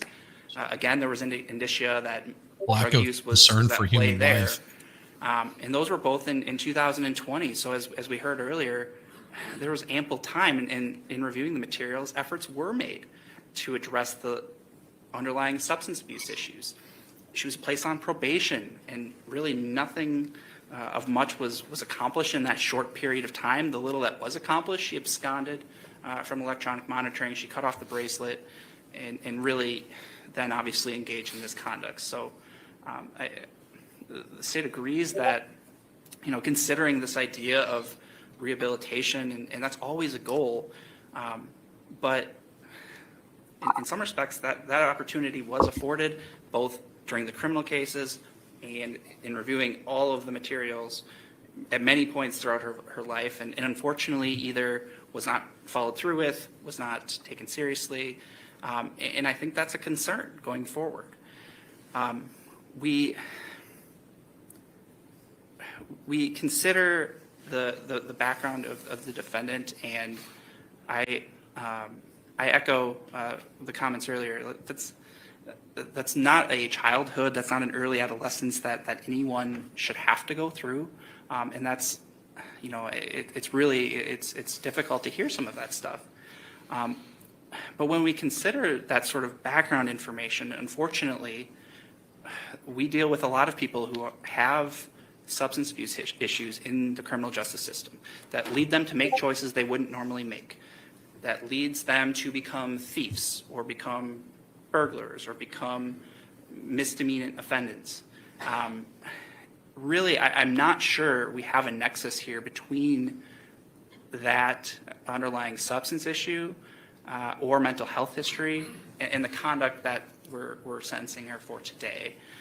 Certainly, we've had a lot of litigation or testimony about the mental health history of the defendant. The court-appointed experts called a majority of that into doubt, and obviously the jury disagreed that there was any mental disease or defect that led to this behavior. And I comment on that because, you know, it's one thing just to say this person has a mental health history or a substance abuse history, and it's important to note, but really why that's relevant at sentencing is it's sometimes a nexus or it's a explanation for one's conduct that maybe then would lead towards maybe rehabilitative efforts. I'm not sure in the case there's that nexus between you know, the prior drug history, mental health history to the extent there is one, and the defendant's conduct here. It appears there was methamphetamine use. We don't know how much, and we don't know, given some of the comments of the defendant after the fact, how much that impacted her decision making. Certainly probably didn't help, but we, as the doctor said today, we've now had this long period of essentially forced sobriety, and we're seeing aberrant behavior throughout that time. Certainly, obviously, nothing to the extent of what she did to Shad, but I comment on that because, yes, there are those histories, and rehabilitation is always a goal of the criminal justice system. And I would think most people in the public and in the state certainly would agree with that. That as a first No, he's just option, repeating as himself. a response to addiction, to low-level offenses, rehabilitation is a primary goal. Rehabilitation, while important, should not be a primary goal for the court in this case. And I say that in part because of what the defendant did. I think criteria like punishment and deterrence and protection of the public are more primary factors. But it was very concerning to not only hear the defendant talk about the offense to law enforcement, but the comments that were made in the pre-sentence report, which, as I mentioned, I think evince just an utter lack of remorse for what happened. And it's relevant, a lack of remorse, to one's character. Obviously, if somebody's remorseful for their conduct, that reflects favorably on their character, and the state would be the first to acknowledge when that's the case. Here, not only do we have a lack of that, we have really the opposite. We have the defendant in the PSI on page 7 saying, quote, "I don't have any regrets about what I did, and I do not feel remorseful for Shad." So the state's concern really is more, comments like that go more toward protection of the public, and an ultimate question for the court of whether this is a person who should be afforded the opportunity to be released. Because really lack of remorse in many respects is more fundamental to protection of the public and those sort of criteria. And that's because understanding, appreciating, being remorseful of one's conduct helps that rehabilitation effort, and it helps ultimately then protection of the public. If you're not acknowledging what you did and that it was bad and that you should feel bad to the victim who did what the defendant did to the victim, why should there ever be a potential for release, to be released back into the community without that understanding? That's step one in the rehabilitation effort. And we don't have that yet. And really we have something completely contrary to that. And that's extremely concerning. So in that respect, I agree with the Department of Corrections in the case. They're recommending Ms. Schabusiness not be eligible for release, and the state's joining in that. I've reviewed the defense PSI from Mr. Highland and Ms. Nitz, who were retained. And you know, they acknowledge in some respects the logical course would be to not be released without the possibility of release, but they come to a different conclusion for really 3 reasons, and I wanted to comment on that. First, they comment that she has a documented history of mental health issues, including hallucinations, ideations, extreme emotional highs and lows, things like that. I do think that's inconsistent with the expert testimony from the court-appointed witnesses in the case, from Dr. Engen, from Dr. Seipel. Really, I commented on Dr. Seipel's quote to the doctor earlier in his testimony. I'm not sure if that's the case here.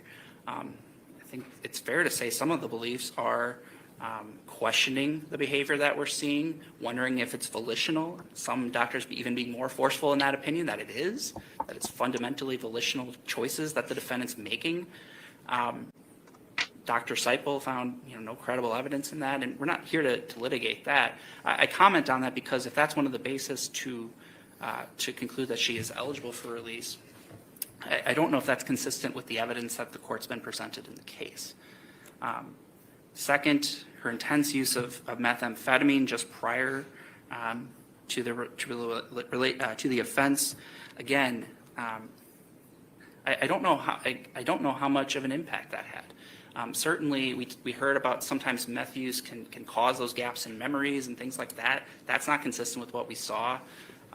We saw, to whatever extent the defendant used methamphetamine leading up to the offense. First of all, I don't know if we know what impact that had. And second of all, I don't know how it alleviates the defendant's responsibility or alleviates or gives rise to this notion that if we just have her be treated, that this wouldn't happen again if she was released into the community. I don't know if that nexus is there in this case.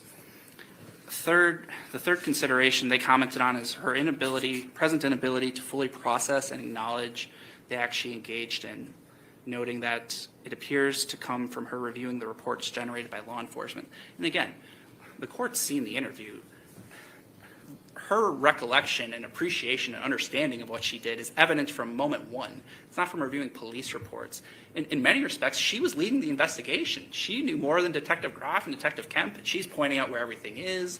She's providing accurate information that's corroborated by law enforcement on the scene. So this notion that this is somehow she's not fully processed what's going on, not only is that contrary to the evidence, the evidence we have is that she has processed and she simply does not care or appreciate what she did. And I think that's consistent with her comments in the PSI. It's consistent in her attitude and comments to law enforcement in both interviews. And again, I talked about this at length in talking about her remorse, but that gives significant pause. This was not a person who was psychologically unable to understand what she was doing. She knew exactly what she was doing. The jury agreed. And I think that's evident from the evidence in the case. So they also talk about, this denying the eligibility of release is to reject the possibility that there may be advancements in the future.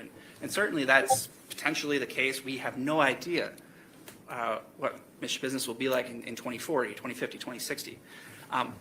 But that's just one of the factors the courts can consider. To only think in those terms neglects the other criteria, neglects what she actually did in this case, the moral need for punishment, the need for deterrence, the need to protect the public from somebody doing that to another person in this community. So sure, rehabilitation is always an effort, and hopefully in a confined setting that can be accomplished to some extent. But that's not the only criteria. The only criteria is, can we correct this behavior? We also have to address what she actually did. And what she did, as I commented on, is significant. So really, in light of these circumstances, I think the department's recommendation for Ms. Schabusiness not to be eligible for release is appropriate. There are select cases where the legislature has determined that somebody in the court's discretion should not be eligible for release into the community again. And looking at the criteria and what the defendant did in this case, that's seemingly this case seems to be kind of made for that sort of a result, what the legislature had in mind in crafting that possibility.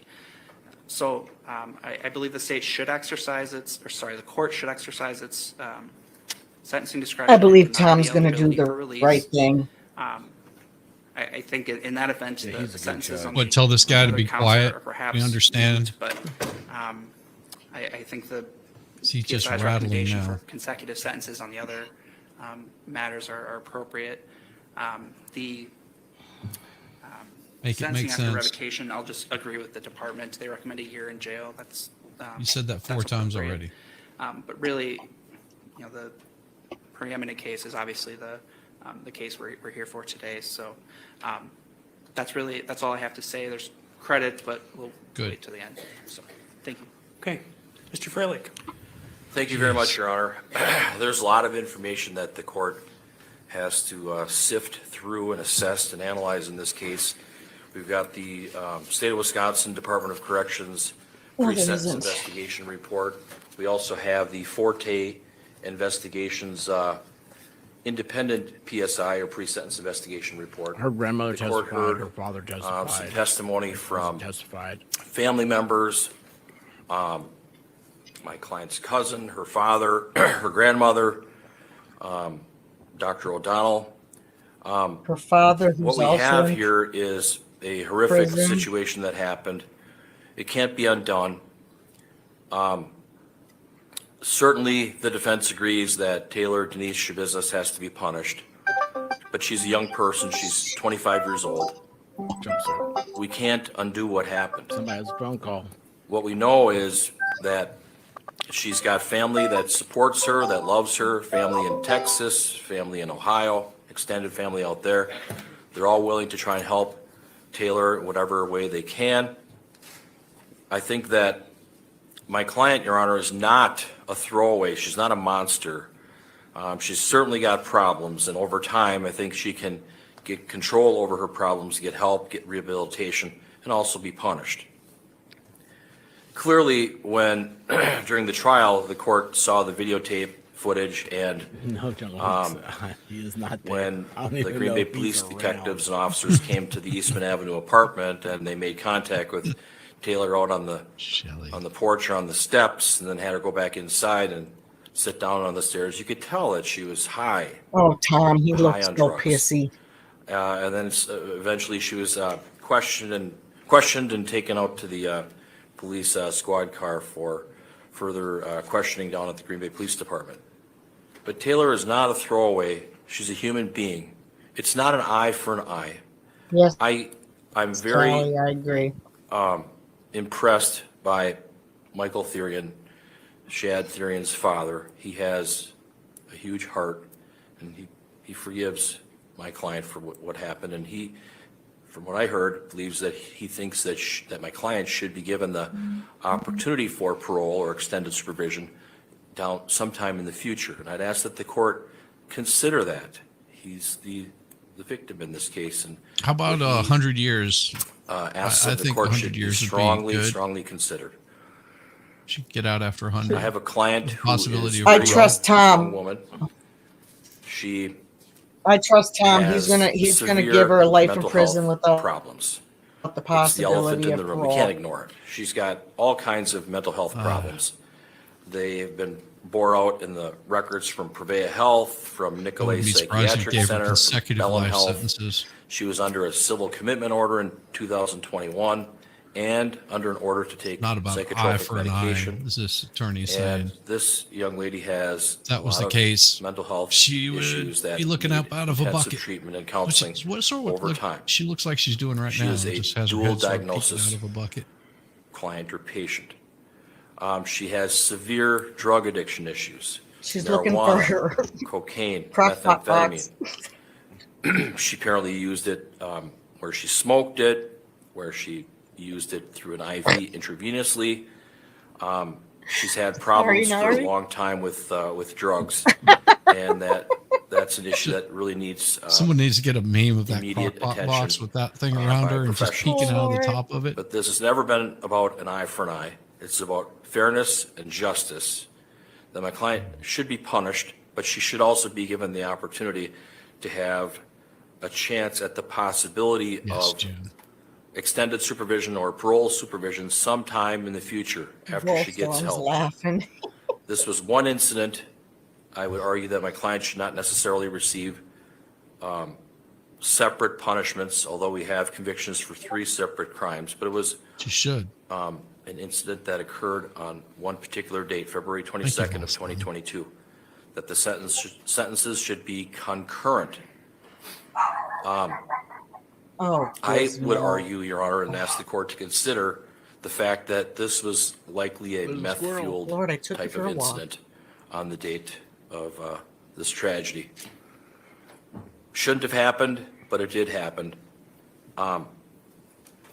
As far as looking at my client's life, she was born in Evanston, Illinois, Chicago area, moved with family to Green Bay, Wisconsin in 2008, went to school here in the community, went to high school here at Bayport, and then at some point she went to live in Texas with her grandparents. Quit and then doxing came there, back. buddy. I would argue that Taylor Schabusiness has redeeming social value. She's got the ability to do artwork. She's like soccer. She's like swimming. She's able to function independently. She's of Apparently average not. intelligence. She's I got would like to know when she adequate liked written and that verbal shit, skills. She's a high school graduate from Cotulla High School in Texas, Young child, where she maybe. graduated in 2016. She was very good in different classes like social studies, physical education, science, economics. She's had Biology. different kinds of jobs. Biology. As a cook for Taxidermy. Big Beef City in 2012, 2013. Biology. She worked for Tour Temple in Texas in 2000. She 12. is good with She worked knives. for Saputo Cheese for about 3 years in 2017 to 2020, making about $21 an hour. An artist. She so worked for what? Seek Staffing. When she was in Texas, she was apparently a maintenance supervisor where she made close to maybe $32 an hour. And she was certified for employment purposes in sanitation, forklift, She really fucked driving, up her pallet life. jacking, safety locks, things of that sort. And So that she's has to do able with to, what? She can scrub do well. toilets. Those pictures, the family sent those pictures to me and I sent them to the court. I think the pictures show Taylor as a youngster, as a teenager, and as an yeah, adult. That anatomy she's too. got family that loves her, that supports her, that She has special she is skills with needed, the scalpel. and that she can form relationships, and that she's capable of love.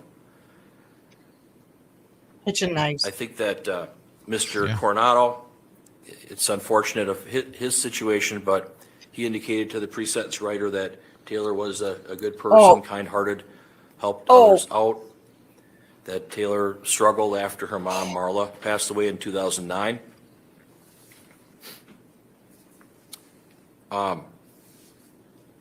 Taylor Schabusiness has suffered a significant amount of loss in her life.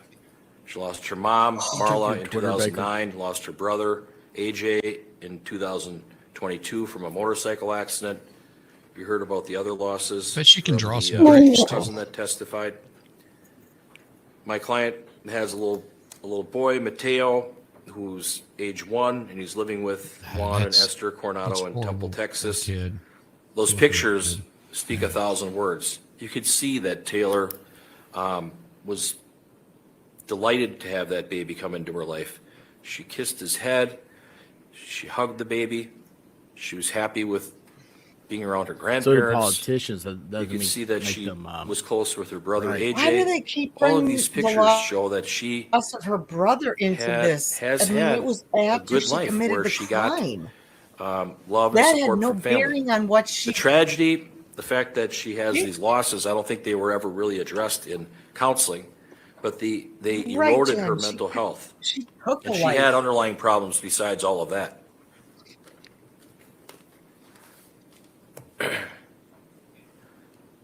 My client certainly has a prior record, but it's not a long record. It's not a record where she assaults people and things of that sort. No. No, And not looking at all. at the independent pre-sentence investigation report from Exactly. The baby Paul was Highland, taken from her immediately. those writers, Mr. Highland and Why? Carrie Nitz, a PsyD licensed abuse counselor, indicates that Ms. Schabusiness' present inability to fully process and acknowledge the acts that she engaged in on February 22nd, 2022 exists. My client has these mental health problems. She's not getting treatment in the jail. She's not apparently on any medications and probably needs to be. She needs to see professionals to help her address some of these problems that she has. But with the proper So she can be treatment, a with good the proper prisoner. medication, with the proper counseling, I think she can turn it around and do great things like her father, Arturo Coronado, testified We to. saw what happened last guy. She's She not a turned lost it around cause, Your with. Honor. And the writers from Forte Investigations indicates at this time, presently, she's unable to psychologically fathom the crimes that she committed during her mental state on February 22nd of 2022. I agree with that. I don't knows think exactly she what is she currently did. able to do that. She's going to need some treatment to process all of this. She was likely in a drug-induced delusional state at the time that that happened. And you even heard from Dr. James O'Donnell, who has a lot of experience dealing with methamphetamine use and chemicals and all of that. He indicated that chronic That he methamphetamine has. causes cognitive impairment. It impairs cognition, can cause violent behavior, delusions, hallucinations, some cases psychosis, and a loss of touch with reality. And I would argue that that's likely what happened here. Right, Rabbit? Likely would not have happened if if my client was not using drugs with Mr. Therian. And it's my client's fault that this happened, and she has to be held accountable for that, but the court needs to take that into consideration here.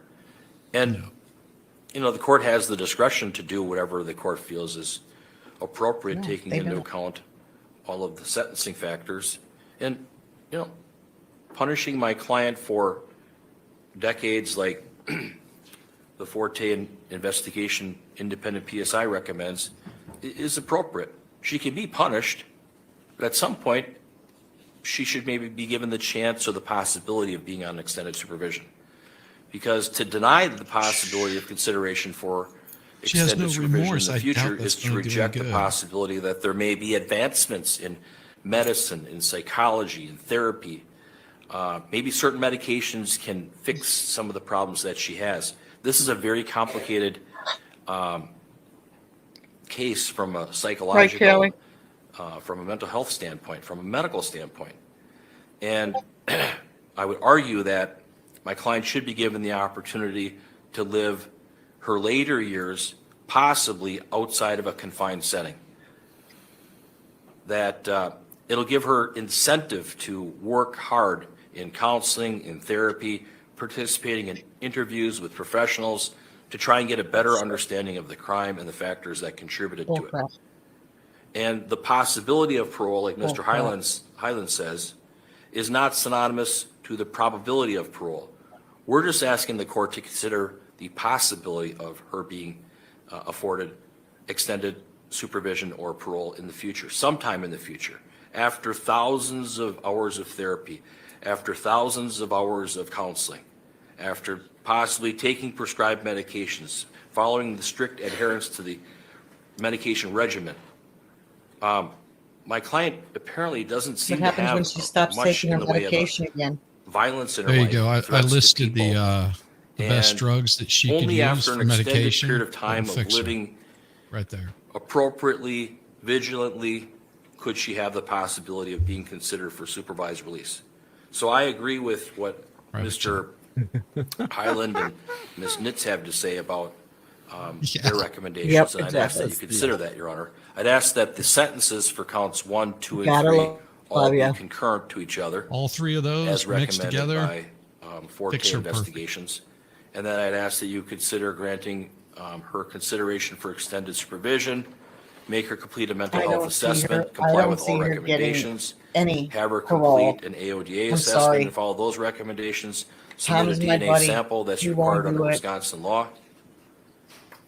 If he does, he'll be I think that disappointed in me. I'll be Forte disappointed. Investigations did a very good job, a very detailed KP, analysis I of my client's put a problems. private chat, but They did an can't see that alcohol and from other here. psychoactive substance abuse evaluation and concluded and opined that my client has a history of using mind-altering substances, that I digress. that she had some losses in her life, but that she also had some good parts of her life where she graduated from high school, had a baby, had jobs.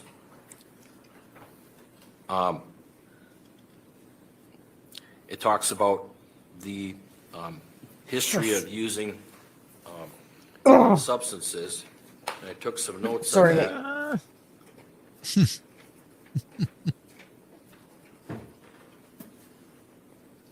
I'm getting Well, it really. looks like she started using alcohol I'm at getting age more 6. peeved at this than I did during the And whole then, trial. continued onward with He's doing what he can marijuana, as an attorney, maybe and 14 or so, he has to and then do got into everything that he stimulants, can. I mean, the methamphetamine, this keeps her from and coming started back using and saying methamphetamine he had insufficient at counseling. age 21. you know, sucks. using these drugs, say the insufficient counsel's methamphetamine is the probably top, one of the worst drugs you could possibly appeal. use, but it changes your brain. It changes the chemical composition know, of your but, brain. I mean- It causes all kinds of problems. Yes, She I'm with you, used, but marijuana he has for to do you it. sometimes see what almost she- daily until she got to be 21. Yeah. So you can understand maybe how her thinking and her judgment and her ability to process was completely impaired. And then you add another layer of the mental health problems. Of course, it's going to create hallucinations and auditory and visual hallucinations where she doesn't go to sleep, stays up all night, stays up for days on end. Certainly, she was under the influence of methamphetamines at the time of this offense. And she really hasn't had much in the way of treatment. I think treatment could help fix or Thank you, reduce Noel. some of the problems that she has. Awesome. I think she's open to it because she tried it in the past.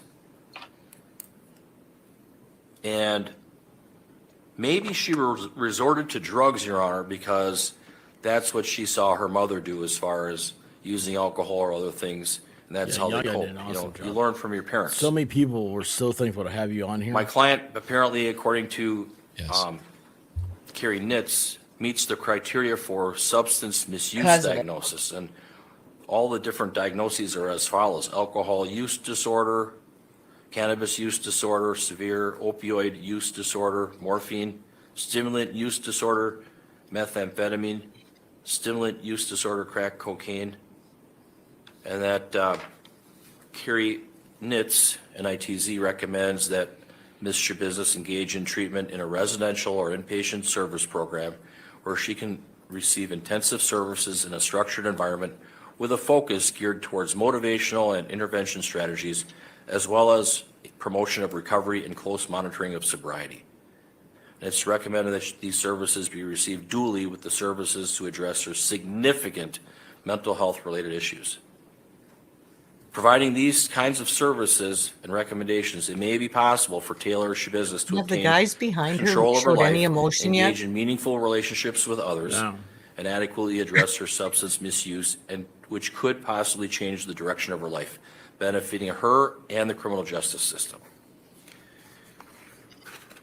I think it would be a tragedy to, as an argument on behalf of my client, to give her life in prison without the possibility of parole. I think that the court should definitely take into account what the defense is recommending, what the independent pre-sentence investigation is recommending, and what Michael Thurian is recommending. I don't believe that my client The one in the middle actually is- looks like he could be Shad's brother. or wanted to do this or liked doing it. Curly hair. I think that she really wasn't able to completely understand or fathom what was going on. And when she was talking to detectives from the Green Bay Police Department, she was still hopped up on drugs. Her mind late to be just bringing wasn't that thinking up. straight. How could it? But she was cooperative and told law enforcement what happened, gave them information that helped with their investigation. The fact that she was cooperative should be considered by the court. I calculated the jail credit, and she was arrested on February 22nd of 2022. So through today, I come up with 581 days of credit. I talked to my client. I don't know how many hits of meth she took. She indicated maybe it was 51 hits prior to the incident, but she took a lot of meth. She's just now I coming would off argue of and it. submit that the more you use, the worse it gets, especially if you have an underlying mental health problem.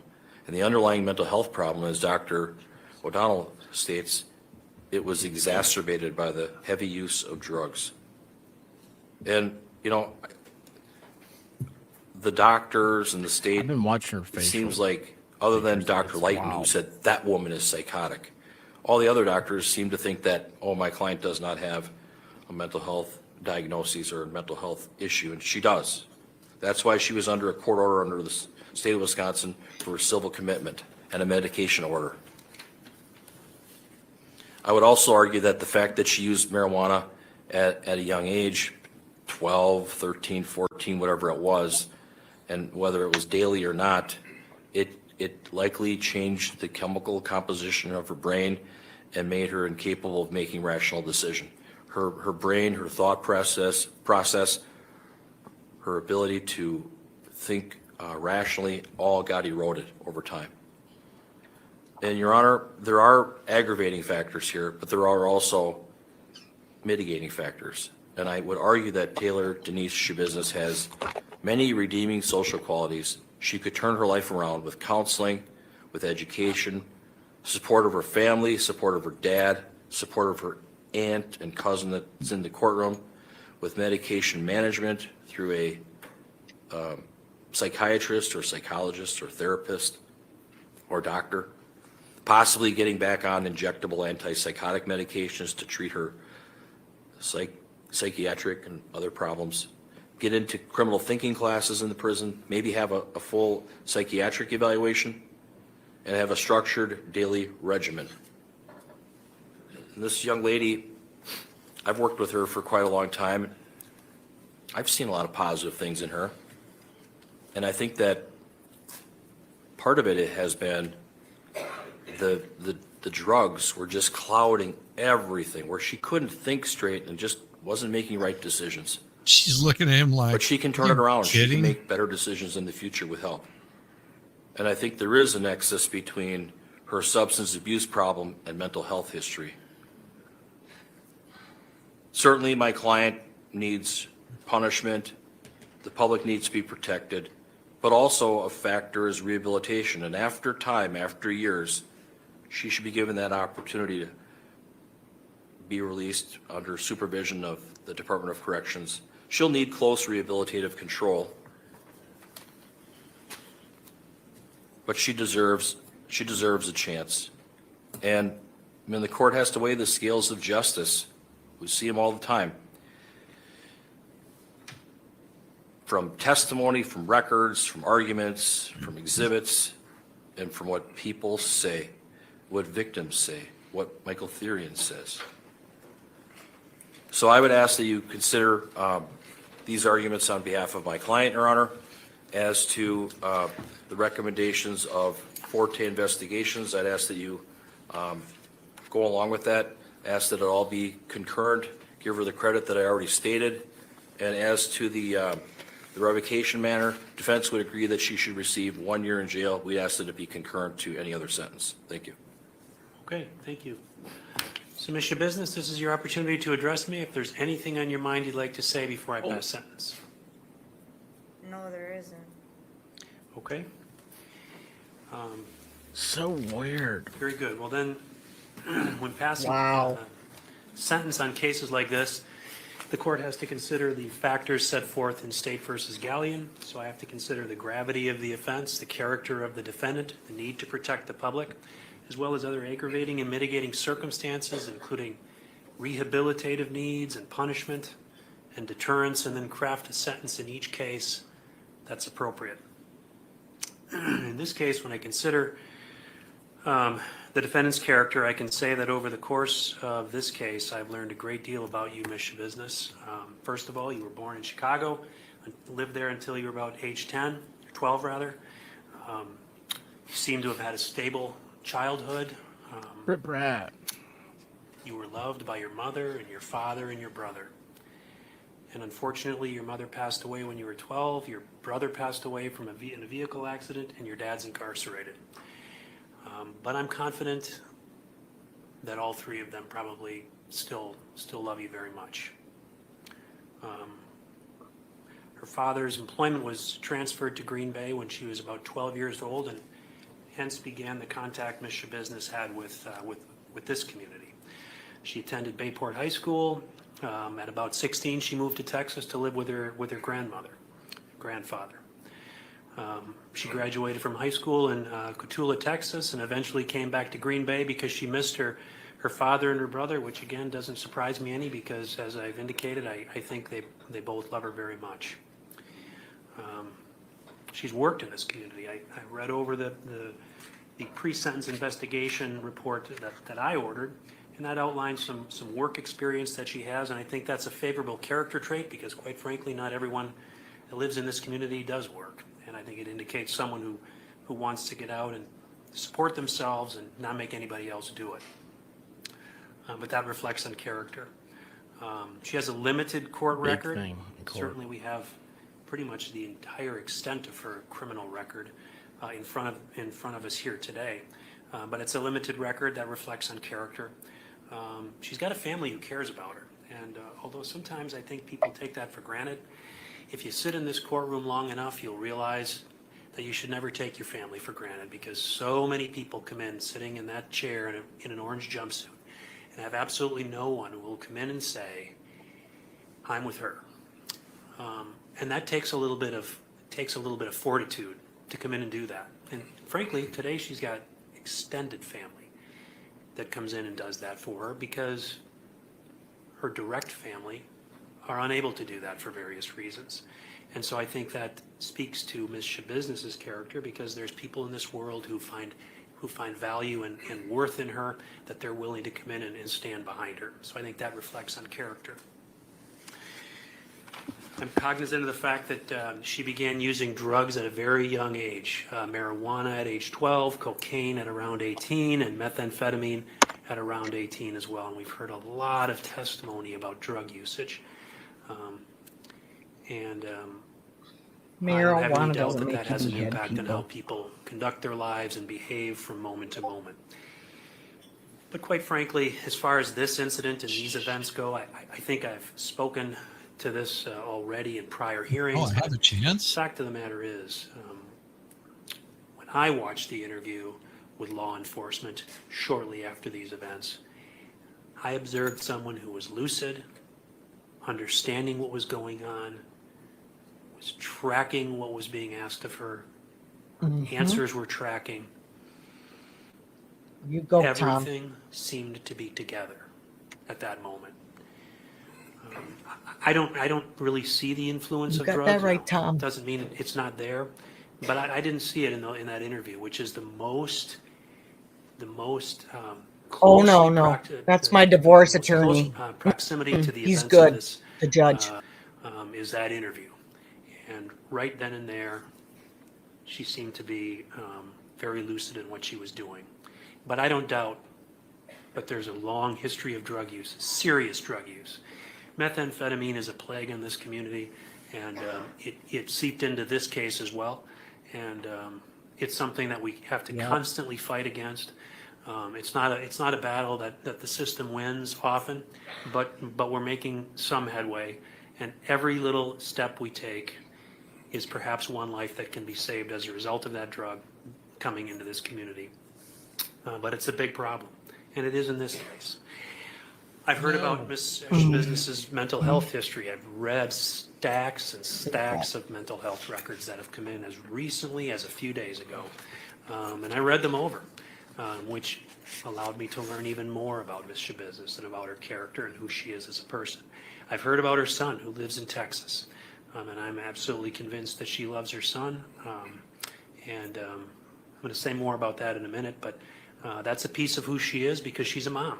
And I think that is a title that is a precious title, and it's an important title.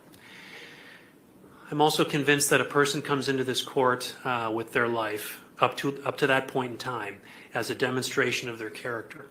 What kind of a person are they? What do they bring to the table as a member of the human community? Not just this community, but as a community, the human community as a whole. And there are some things about Ms. Schabusiness that she brought to the speak table. well of that. I was a little bit put off by a statement that I read in the pre-sentence investigation report, frankly, from her father. He said on page 17 of that report, I feel like the system could have helped Taylor and kind of failed her as well. And I reflected on that because it's difficult to understand who people refer to when they say the system fails people. Because you know what? It's not the job of the system to raise people's children. The system tries to do that. What about you, Dad? The system is not perfect. Like our fight against methamphetamine is not perfect, but we carry the fight on. Don't put a pole up; it'll just get chopped down. Get into the system, be that the court system or the system dealing with child protection. Really, I think what they're referring to, I don't know, but it seems to be the government. The government needs to come in and do more to take care of people who have gone astray. And I'm not sure that that's the case. Nonetheless, attempts are made. Attempts are being made in this courthouse every day. And to suggest that somehow it's the system that failed, it always surprises me a little bit when people come into court and they're coming in an orange jumpsuit and chains to suggest that it's the system that's failed my daughter. There's a certain irony in that. There really is. And it disturbed me when I Right. read that piece. I'm not so sure it's really relevant. Boom, to, right there, guys. to, what should happen to Mr. Business, but it was relevant to what I heard from this witness here today, because I think the system does the best it can. It's imperfect, and it has very much to do with the amount of resources that the public wants to put into the system, and those resources are finite. But as I say, in this building, the system is doing everything it can to fight drug use with all of our treatment courts, with everything we do, to try to help push back the plague of drug use that's occurred and that we've heard so much about in this case. So I read that statement. I heard from Mr. Business's father. He is coming in here to talk about his daughter, who's also going through the system. And I couldn't help but think of everything I heard about Mr. Business's son, because it seems to be a cycle. It seems to be just a circle. It's coming around again. So that if he ever finds himself in the situation that his mother finds himself in, where she's the only one he's got left to come in and speak for him, again, I guess it's the system that's done something, but it all starts, frankly, at somebody's home and what they have to offer to their children. And so anyways, I reflect on that. But I'm also convinced that, no one is responsible for where they come from. But you are responsible for where you're going. So there's a lot of tragedy that has occurred in Mr. Business's life. There really is. I've already reflected on some of that. And it almost seems as if you could apply the phrase, she never had a chance, to Mr. Business. But as I said, you're not responsible for where you come from, but you are responsible for the choices you make about where you're going. And Mr. Business has got to be held responsible for that. And this is the ending of a process that is doing just that. At the same time, I'm absolutely convinced that, irrespective of the sentence that Mr. Business gets, which in light of these charges is going to be a life sentence, every human being has the ability to move forward and find meaning in their life, and Mr. Business has that opportunity, just like anybody else in this courtroom. She has the ability to do that, and I certainly hope that for her. But all of those things I reflect on when I consider the character of this defendant. Next, I move on to the gravity of the offense. Look at her eyes, though. And I sit in this she's chair like often, and I address situations where people It's have like she's talking to herself. have We lost their felt that during lives, the or trial people too. have been Remember? violated terribly. And I She always looks like she's indicate staring that really the offense down. in this case can't be overstated. And that seems very appropriate to say that in most cases when there's been such a death or a violation. But in this case, it seems different. In this case, you seem to run out of superlatives when describing what happened in this case. You really do. The list of superlatives don't seem to measure up to what you see and what you hear about, and what we heard about in the trial. This crime offends human decency, it offends human dignity, and it offends the human community. It really does. When someone loses their life needlessly, it's tragic. It really is. It's tragic for family and friends and community. When life is taken from a person in the fashion that it was in this case, where the victim's remains are cut up and packaged in containers, it's difficult to identify a human nature in those activities. It really is. It's very troubling. It's difficult to recognize the general belonging that most people have for their community. It's difficult to recognize community in anything that happened in this case. This is a small community that we live in, where the web of relationships almost encompass everyone who lives here, such that people look out for each other and care when something bad happens to one of our members. And in a broader sense, the community we exist in is the human community, as I've reflected on, and these actions are foreign to all of that community, and they shock the community beyond the ability to adequately express in words. They really do, and that's the gravity of this offense. That is the gravity of this offense. There aren't superlatives for it. There aren't really words for it. You can get a sense of it. You can get a sense of it and a feel for it, but there's no really way to express the gravity of this offense. So the need to protect the public is an important factor the court needs to struggle with as well. And in light of what I've just indicated, I think it's plain that there is a need to protect the public in this case. As I said, this behavior seems so removed from the human community as to be unpredictable. It really is. And in a place where this kind of an offense, actions, crime is possible, with no advanced warning signs, and absolutely anything's possible then. Where this kind of a thing is possible, absolutely anything is possible. And from that, the public needs protection. They really do. I've outlined, what I think are aggravating circumstances in this case. There are mitigating circumstances, as I've said. There's things about Ms. Schabusiness regarding her upbringing and what brought her here, the struggles she's had with some mental health issues, and struggling perhaps in the context of those issues with a family who wasn't always as present as they could have been. Those are mitigating. Because they're in jail? Right. But all of those things weigh into what this court has to address. So when I consider what is an appropriate sentence first. So what do you think she's having for lunch today? I had a hot dog for lunch. Look at. I was thinking earlier, she's mad. Some of these cases, Take a look at probationary sentences. Those aren't appropriate. They would I haven't diminish eaten. the severity of the offense. But I had at this to eat. time, given Make all some the chili. factors that I have to consider, it's the decision of this court and the judgment of the law Oh, here we go. that Ms. Schabusiness be sentenced as follows. As to in 22 CF 363, count 1, that's the first degree intentional homicide as a repeater. It's a Class A felony.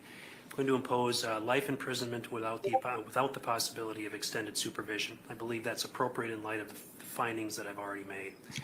As far as count 2, mutilation of a corpse as a repeater, a Class F felony, I'm going to adopt the recommendation of the pre-sentence investigation writer, 7.5 years of initial confinement followed by 4 years of extended supervision. That'll be consecutive to count 1. As far as count 3, third degree sexual assault as a repeater, Class G felony, I'm going to impose 3 years of initial confinement followed by 4 years of extended supervision. That will be consecutive to count 2 and count 1.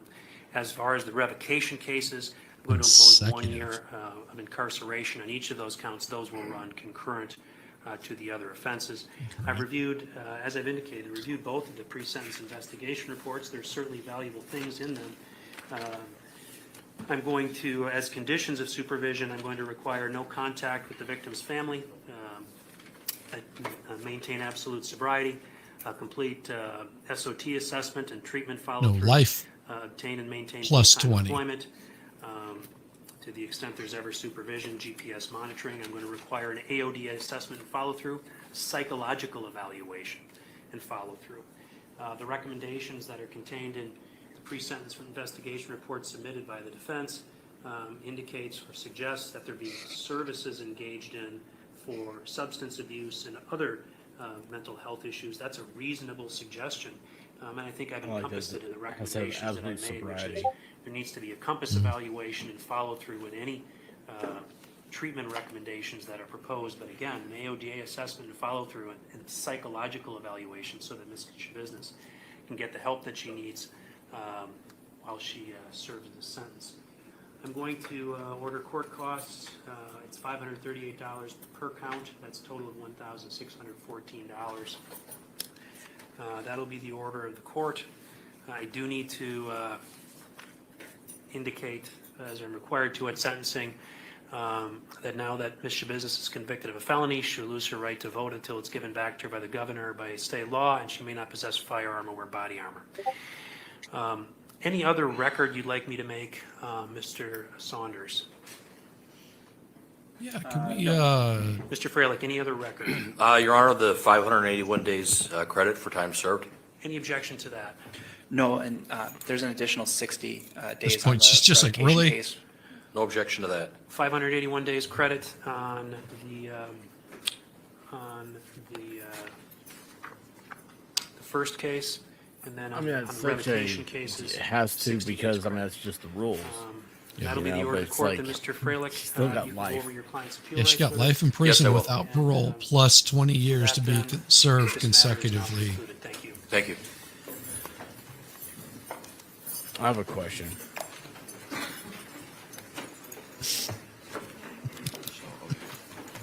Oh, I want to Where's see him the take them out and lockbox? think he's. There it is. Oh, fine. That's the period to the whole thing. This started was it 2022? Started with Yaya getting a hold of me and saying you got to hear about this, and next thing we knew, it was crazy. I mean, you know, you don't hear about anything for a while, and then all of a sudden you hear about how she jumped after her lawyer and it's hit him, and I She don't know, just got crazier and crazier as it went. yeah. Just lack of self-awareness or Yeah, that's great. Guys, everybody who's here, please make sure you're subscribed. Please do a thumbs up. I'm trying to push, I was close to 2,800 subs, and I would like to cross that threshold. I think that's where I'm at. So I appreciate everybody being here. I appreciate you, Shizzy. I appreciate thanks you, for having me, Yaya. brother. Anything you guys want to say? Hey, no problem.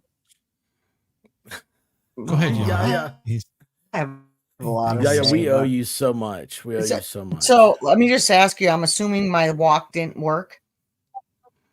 It was I'm assuming my it walk skipped. didn't You work. had you had it was just like still pictures were popping up. We didn't get the full video. And Okay. if you were talking, we didn't hear anything. So So we what I did did see- was I walked from my house to where she used Mhm. to live, which is 3 blocks, Oh, and showed how far the high school was out my front door. Oh wow, that'd been awesome. That is so crazy. Guys, this has been one of the, again, you know, I always She say looks that like it's she's lost amazing- weight. Well, she's on a diet. yeah, she hasn't been eating out of any buckets lately. No meat. No meat. Yeah, not a whole lot of Doesn't, meat. I there. mean, from her hearing till now. Well, I must jump off. I'm just over really. with the baker, and thank you, Okay. expert, for having me and allowing Hey, me to thank you for follow this this. one through, and you know, my Thank heart you goes for out all to your this work. community and you know the loss that they suffered, Chizzy, thank you. and you take care, Yaya. We'll be seeing each other again soon. Oh, I will. Bye-bye. It's over with. Thanks. It is. Thank you. Yeah, the trials part's over. I'm going to end this. Volstorm says that Schabusiness is a vegetarian now. Guys, thank you so much. We've been this is 4 hours of the last 4 hours of the Taylor Schabusiness coverage. If anything ever happens in the aftermath. I don't know what could happen. You know, try to keep an update, but again, Yaya, thank you so much. You're Oh, awesome. you're You're an welcome. awesome person. Well, you know, I loved you before all this stuff. So we gotta find a next one. We gotta do some more of these. This is fun. But actually, you know what? That's Yeah, the most morbid thing I think I've ever said. Find another one. This Lori was talking about it in chat. I've been following with the lady who abused her kids and was a YouTube person. Yeah, That one yeah, is that's a big one. That's a big one. That's a lot of people are covering that right now, and but yeah. Lori's got a bunch of information about it. And if she wants to do something, you guys all want to do something, I'll do Yeah. it. But it's a gosh, it's the evil. You know, at some point you can just see evil, and I think that's one of these things Yeah. with her. So anyway, guys, love y'all. Yeah, you know, I'm just gonna say I just want to say that one thing really, really, and I know you could see it, and I apologize, expert, bringing up her brother. Why? Yeah. You know? Yeah. She had people already don't think committed about the that. crime before he passed away. Yeah. Yeah, and he's another victim of this, right? Yep, he is. Just yeah. My son lost his best friend, you know, and hearing them trying to use him as a scapegoat for what she did, it was just, that's how it sounded to me. Anyway. Yeah. Yeah, it didn't need to be. But anyway, I'll let you go. I'm going to jump and go watch the other trial. All right. And y'all, I think I've I've got been to watching. reconnect over to Shizzy. So please give him a sub. He's 90 from 500. 500 is the new magic number. So it used to be 1,000. Now it's 500. But listen, I love you guys. Thank you so much. I was trying to see if I had a short exit here. So anyway, I'll just jump off. Love you guys. Bye. Peace. Thank you. Love y'all. Touchdown. Paper?